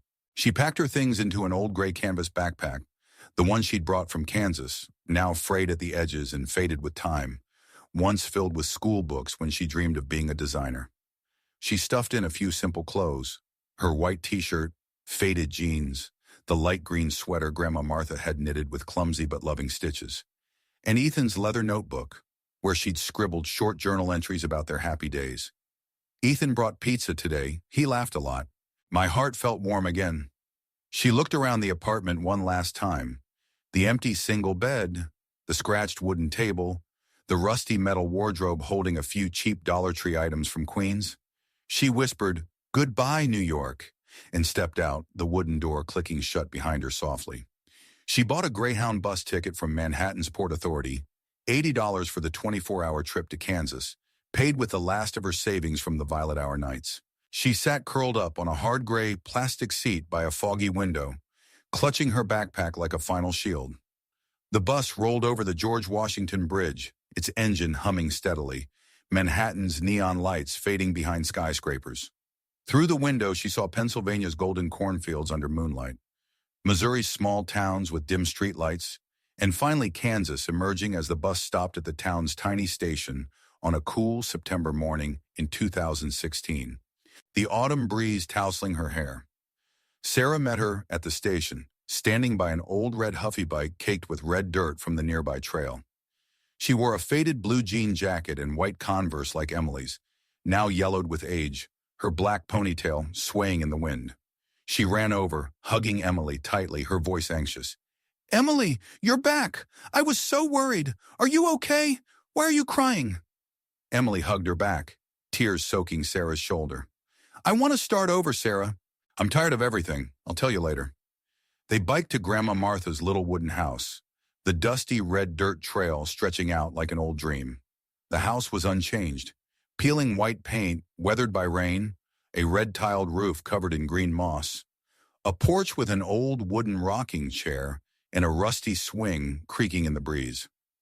Grandma Martha sat in the rocker, her thin white hair pinned with a cheap black plastic clip, her deep brown eyes clouded with age, hands holding a rough yellow scarf she was knitting for Lily, uneven stitches brimming with a grandmother's love.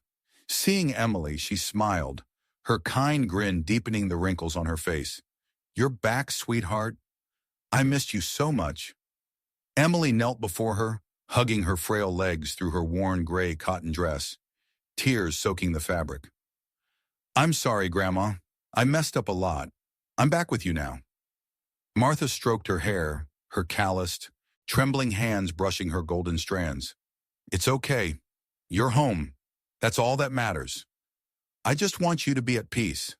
Jessica stepped out from inside, less wild now, wearing a faded green t-shirt and old jeans, her brown hair loosely tied back, her hazy brown eyes reflecting years of struggle as she looked at Emily with a hint of awkwardness.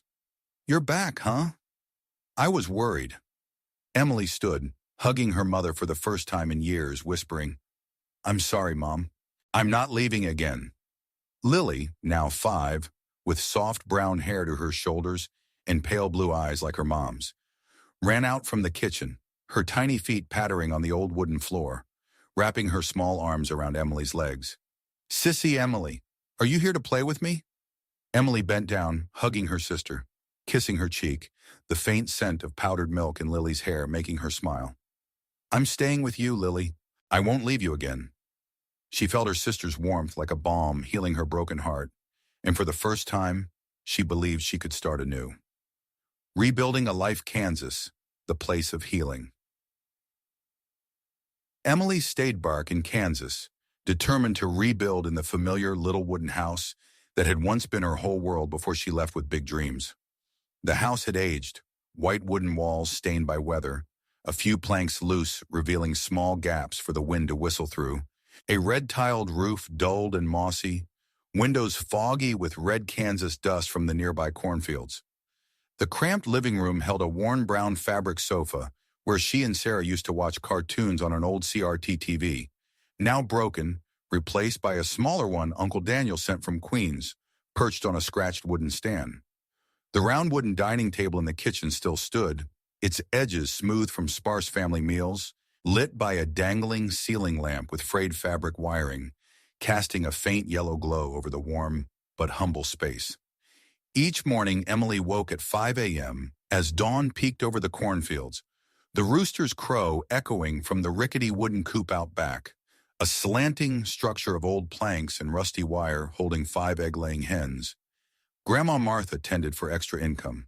She wore her old white t-shirt and faded jeans, her yellowed Converse crunching on the porch as she sat in the weathered rocking chair where Martha knitted in the afternoons.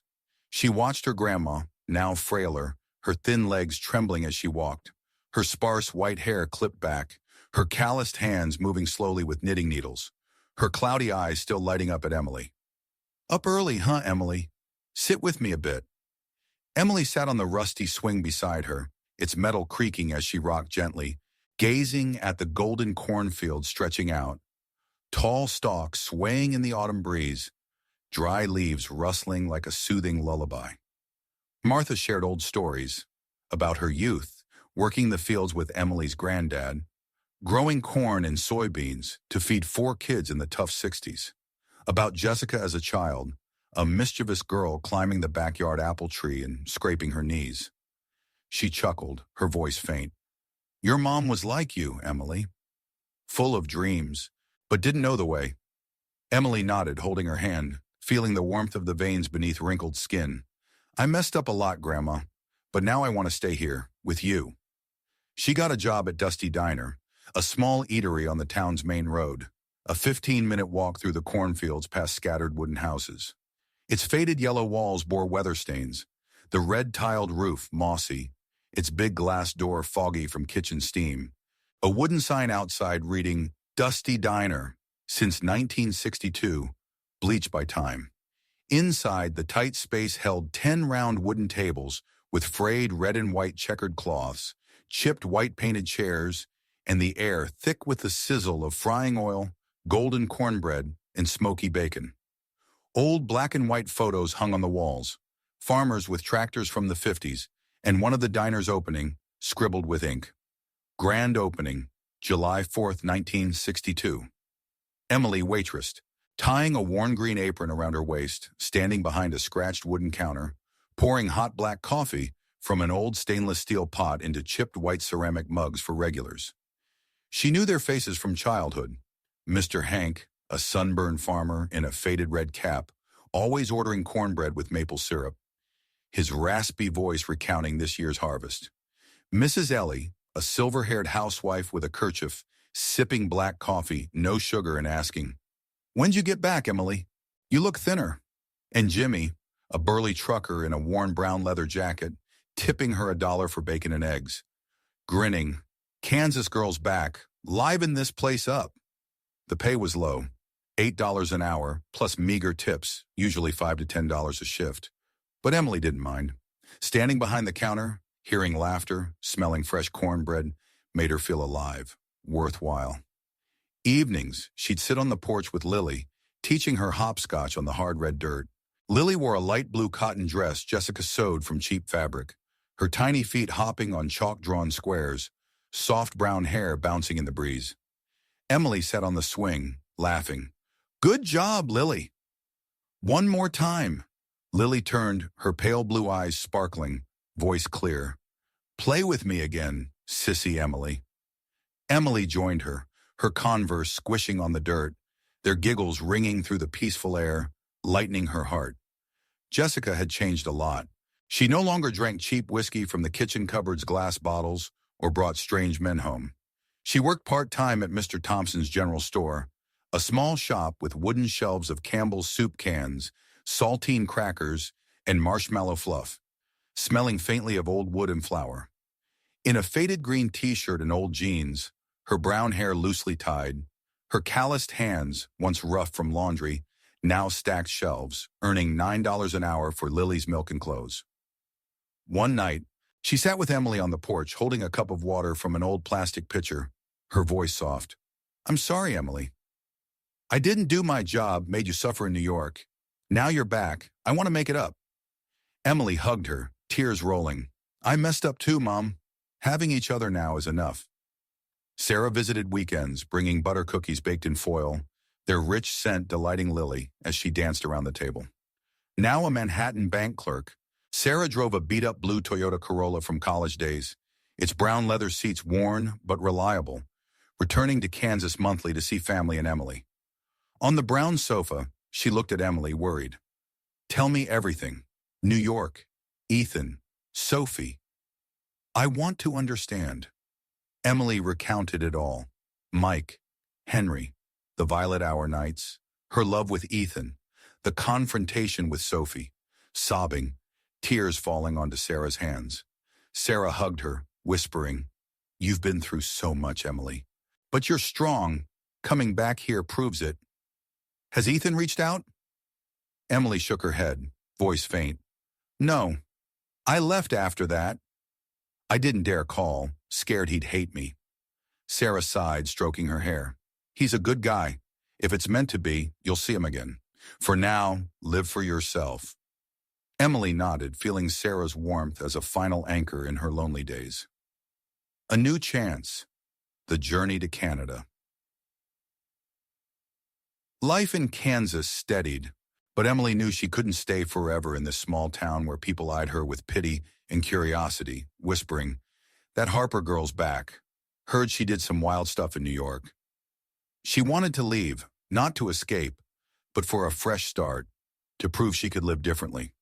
One October afternoon in 2017, as Kansas's autumn wind rustled the dry cornfields, Uncle Daniel called from Queens on the old living room landline, its speaker crackling from years of use. "Emily, you okay? How's Kansas?" Sitting in the worn rocking chair, clutching the scratched black plastic receiver, Emily smiled faintly. "I'm good, Uncle. Working at Dusty Diner, living with Grandma and Mom. How about you?" Daniel sighed, his voice deep. "Still fixing cars at the garage. Busy. But yesterday I met an old friend who works at the Canadian Embassy in New York. He told me about a study program in Toronto for international students. Low tuition, scholarships available. What if you studied there? I'll cover your plane ticket. Give it a shot. Start over. Leave the past behind." Emily went quiet, gripping the phone, a spark of hope flickering, her voice trembling. "Study abroad? I don't know if I can do it." Daniel laughed, his voice booming through the speaker. "You can. You're smart, just never had the chance. I'll mail you the info. Look it over and decide. Kansas is peaceful, but I know you want more." Emily nodded, though he couldn't see. "Okay, I'll think about it. Thanks so much, Uncle." She hung up, staring out the window as the afternoon sun gilded the cornfields, her heart stirring with the thought of a new life. Days later, a thick envelope arrived from New York, containing a glossy brochure about Humber College's graphic design program in Toronto and a handwritten letter from Daniel on lined paper in blue ink. "Emily, this is your chance. Don't miss it. I believe in you." On her single bed against the wall, its thin mattress sagging, light blue cotton blanket faded, she read every line. Tuition $10,000 Canadian dollars a year. Scholarships up to $5,000 for international students. a 2-year course with internships at Toronto design firms. Photos of young students smiling in modern classrooms, long wooden tables, shiny iMacs, whiteboards full of sketches, made her heart race. She ran her fingers over the slick paper, whispering, "Can I do this?" She shared the idea with Grandma Martha and Jessica over dinner, gathered around the kitchen's round wooden table, a steaming pot of corn soup from the old cast-iron pot, crispy buttered toast on a chipped white plate, and a pitcher of well water. Martha set her spoon down, her cloudy eyes on Emily. "If you want to go, go, Emily. I won't hold you back. I just want you happy." Jessica nodded, voice soft. "Me too. You deserve a fresh start. I'll take care of Grandma and Lily." Lily, holding a piece of toast, looked up. "You going to Canada, sissy? Bring me a present." Emily smiled, ruffling her hair. "I will, Lily.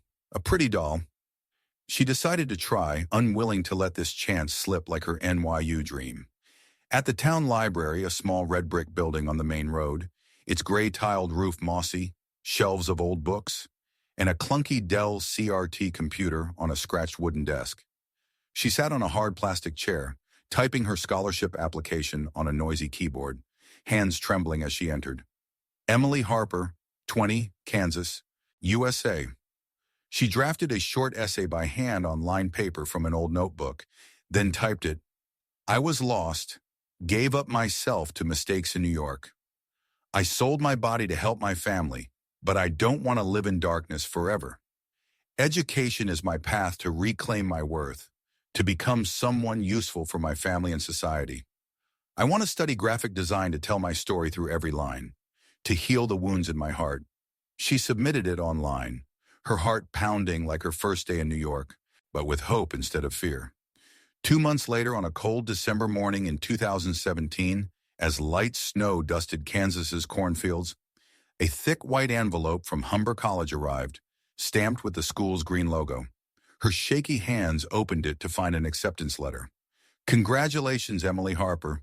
You've been accepted to the graphic design program at Humber College starting January 2018. You've been awarded a 5,000 Canadian dollars annual scholarship for your inspiring essay," she shrieked, hugging Martha in her rocking chair. "I got in, Grandma. I'm going to Canada." Martha smiled, tears rolling down her cheeks. "I knew you could, sweetheart." Daniel wired her plane ticket money, $400 from Chase Bank in Queens, with a note. "Good luck. I'm proud of you."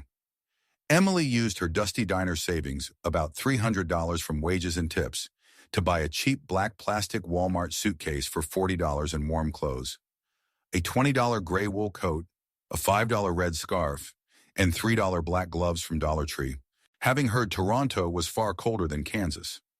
On departure day, January 5th, 2018, she stood on the porch, hugging Martha, Jessica, and Lily under Kansas's gray winter sky. Martha pressed the light green knitted scarf into her hands.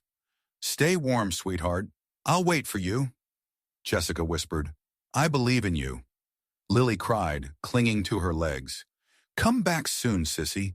She boarded a small Southwest Airlines Boeing 737 from Kansas City, its stiff gray-blue fabric seats smelling faintly of cheap coffee from the flight attendant's cart.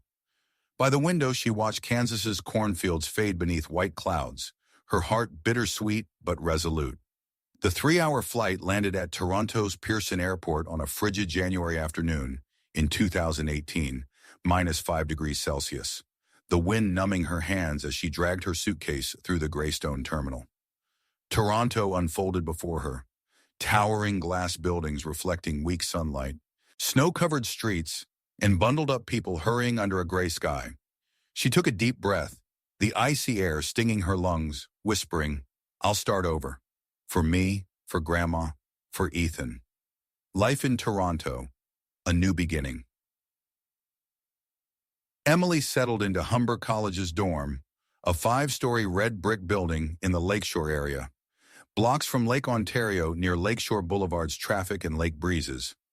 Her room was small but cozy, clean white walls, a single bed with a crisp blue IKEA cotton blanket for 20 Canadian dollars, a small wooden desk by a big window overlooking the snowy campus, and a pine wardrobe just big enough for her black suitcase. She hung Martha's green scarf on a hook behind the door, its rough yarn warm, faintly smelling of Kansas firewood, and set Ethan's leather notebook on the desk, opening to his blue ink note, "For Emily to write your new dreams." Her first day, she wore her gray wool coat, jeans, and yellowed Converse, clutching her old gray backpack as she entered the graphic design classroom in Humber's modern glass main building, its big automatic doors sliding open. The room was bright, with glass walls facing the campus, long wooden tables in rows, each with a sleek silver iMac, and cushioned black swivel chairs creaking as she sat. Her teacher, Rachel Nguyen, a 40-ish Vietnamese woman with long black hair tied high, in a red sweater and black slacks, her warm brown eyes eager, spoke with a Toronto-tinged accent. "Hi everyone, I'm Rachel. We'll start with Photoshop basics today. Never used it? Don't worry, I'll guide you step by step." Emily sat next to Chloe, a girl with blonde hair, streaked pink, in a gray Humber hoodie, her curious brown eyes bright, a $15 Canadian silver charm bracelet from Toronto's Eaton Centre Pandora, jingling on her wrist. Chloe turned, smiling. "New here? I'm Chloe, from Vancouver. You?" Emily nodded, voice soft. "Emily, from Kansas, USA," Chloe grinned. "Kansas? That's far. Welcome to Toronto. Cold but fun. No Photoshop." Emily shook her head and Chloe laughed. "No worries, I'll teach you. Guess I'm your first friend here." They bonded fast, Chloe showing her Photoshop on the iMac, guiding her mouse to draw lines, clicks echoing steadily in the room. Life in Toronto wasn't easy, but Emily felt freer than ever. She worked part-time at a Tim Hortons 10 minutes from campus, a small red brick shop with big glass windows facing Lakeshore Boulevard, its glossy wooden counter and double-double coffee aroma wafting from a stainless steel machine. In a red apron, she poured coffee into white logoed paper cups, sold $1 Canadian sugar-dusted donuts to students in hoodies, truckers in caps, and moms with strollers in minus 10 degrees Celsius cold. Earning $14 Canadian an hour, she covered food, 50-cent ramen from No Frills, $2 sandwich loaves and supplies, $2 pencil packs, $5 Dollarama sketchbooks, and an $80 Canadian Wacom Intuos tablet on installments for design practice. On cold nights, she sat in her dorm, sipping tea from a $3 Canadian Lipton pack, watching snow fall outside as she sketched on her tablet.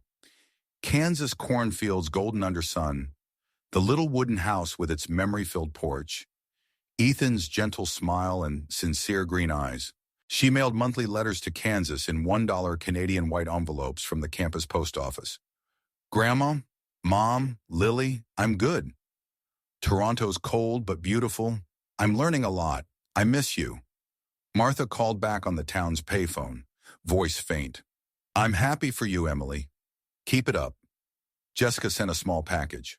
Butter cookies in foil, their scent making Emily cry when she opened it in her dorm. Lily drew a crayon picture, Emily by a cornfield, scribbled below, "Sissy Emily #1, reuniting with Ethan."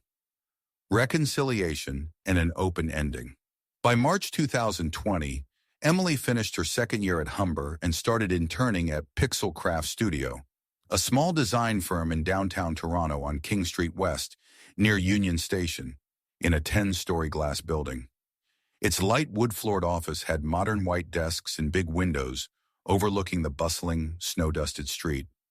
Under Jason Lee, a 35-year-old Korean designer with short black hair in a white shirt and jeans, his warm voice guiding, "Emily, you're doing great. This logo project has potential. Keep building it." She earned $16 Canadian an hour, enough to rent a 25-square-meter studio near campus after leaving the dorm, with white walls, a single bed, a small wooden desk, and a gray-tiled mini-kitchen for $1,400 Canadian monthly. One Friday afternoon at Pixelcraft, checking email on the company iMac, a message from Ethan popped up. "Emily, I just moved to Toronto for a job at TechWave, a downtown software firm. I read your letter from Kansas 3 years ago. I respected your choice, but I'd love to see you. I'm near Union Station. If you're up for it, let's meet." Ethan. Her hands trembled on the keyboard, warmth flooding her as she recalled his kind smile, dimples, and the comfort of his hugs in New York's dark days. She replied, "Ethan, I'd like that. Sunday, 2 p.m. Tim Hortons near Union Station? Sunday came, and she stood outside the cafe in her gray coat, Martha's red scarf, and clean Converse, breath fogging in -2 degrees Celsius air. The small red brick shop's misty windows framed the aroma of double-double coffee and donuts, chatter spilling out. Ethan approached, tall and lanky as ever, in a worn brown leather jacket, brown hair mussed under a gray knit cap, green eyes lighting up at her sight. His black Adidas crunched on the snowy sidewalk as he ran to hug her, voice trembling. "Emily, I missed you so much." She hugged back, tears wetting his jacket. "Me too, Ethan. I'm sorry I left." They stood there embracing amid the crowd, their warmth cutting through Toronto's winter chill. Inside, they sat across his small wooden table by the window, sipping $2 Canadian double-doubles and sharing a $3 sugar-dusted donut plate. Ethan shared his last 3 years, leaving Astoria after she went, working at a Brooklyn software firm, saving to move to Toronto for a lead programmer role at TechWave, earning 70,000 Canadian dollars yearly. He lived in a Liberty Village apartment, 15 minutes from downtown by streetcar, with a double bed, wooden desk, and shelves of coding books and old novels. He mentioned Sophie, forgiving him after months of fights, but still rejecting Emily, now in Manhattan with a new marketing job and a 38-year-old lawyer boyfriend, Mark. Emily told him her journey: Kansas, healing with family; Toronto, rediscovering herself through design; Pixelcraft, designing logos for small firms; dreaming of her own studio. "I'm not the Emily from New York anymore, Ethan. I've changed, but I still remember you. Still thank you for being there when I was lost." He held her hand across the table, his warm grip gentle. "I've changed too, Emily. I've learned to forgive, to understand Sophie and you. I don't blame you for the past." They talked for hours, laughter mixing with tears over old memories. As the afternoon sun faded through the window, Ethan asked, "Can we start again, Emily?" "Not like before, but something new here in Toronto?" She met his gaze, her blue eyes hesitant, then smiled softly. "I don't know what the future holds, Ethan, but I'd like to try, step by step." He grinned, dimples showing. "That's enough, step by step." They left as snow fell lightly, flakes dusting King Street West sidewalk. Ethan held her hand, fingers laced through her thin black gloves, walking under golden streetlights, their shadows blending into Toronto's lively crowd. Emily looked up, snow melting into droplets on her cheeks, whispering inwardly, "Thank you, Grandma, Mom, Lily, and thank you, Ethan. I'll live better. For all of us." Conclusion: an open future. In spring 2021, Emily graduated from Humber College with a graphic design diploma, third in her class thanks to her final project, a branding set for a Toronto charity inspired by Kansas cornfields and her own story. Pixelcraft hired her full-time at 50,000 Canadian dollars yearly, letting her rent a 40-square-meter Leslieville apartment. A small living room, white-tiled kitchen, and big window facing a tree-lined street. She hung Lily's drawing on the wall, draped Martha's scarf over a new gray fabric sofa, and kept Ethan's notebook on her desk, now filled with sketches and notes of her new life. Ethan stayed in Toronto, working at TechWave, and they met weekly, sometimes at Tim Hortons near Union Station, sometimes strolling Lake Ontario's shore, waves lapping stones as seagulls cried overhead. They took it slow, unnamed, savoring moments as friends, ex-lovers, perhaps rediscovering each other. Once Ethan gave her a new bracelet, hand-woven brown leather with a tiny star charm, saying, "This is your star, Emily. It'll guide you right." She wore it, smiling. "Thanks. Maybe you're my star." Martha passed in winter 2021, leaving Emily a shaky blue ink letter on lined paper.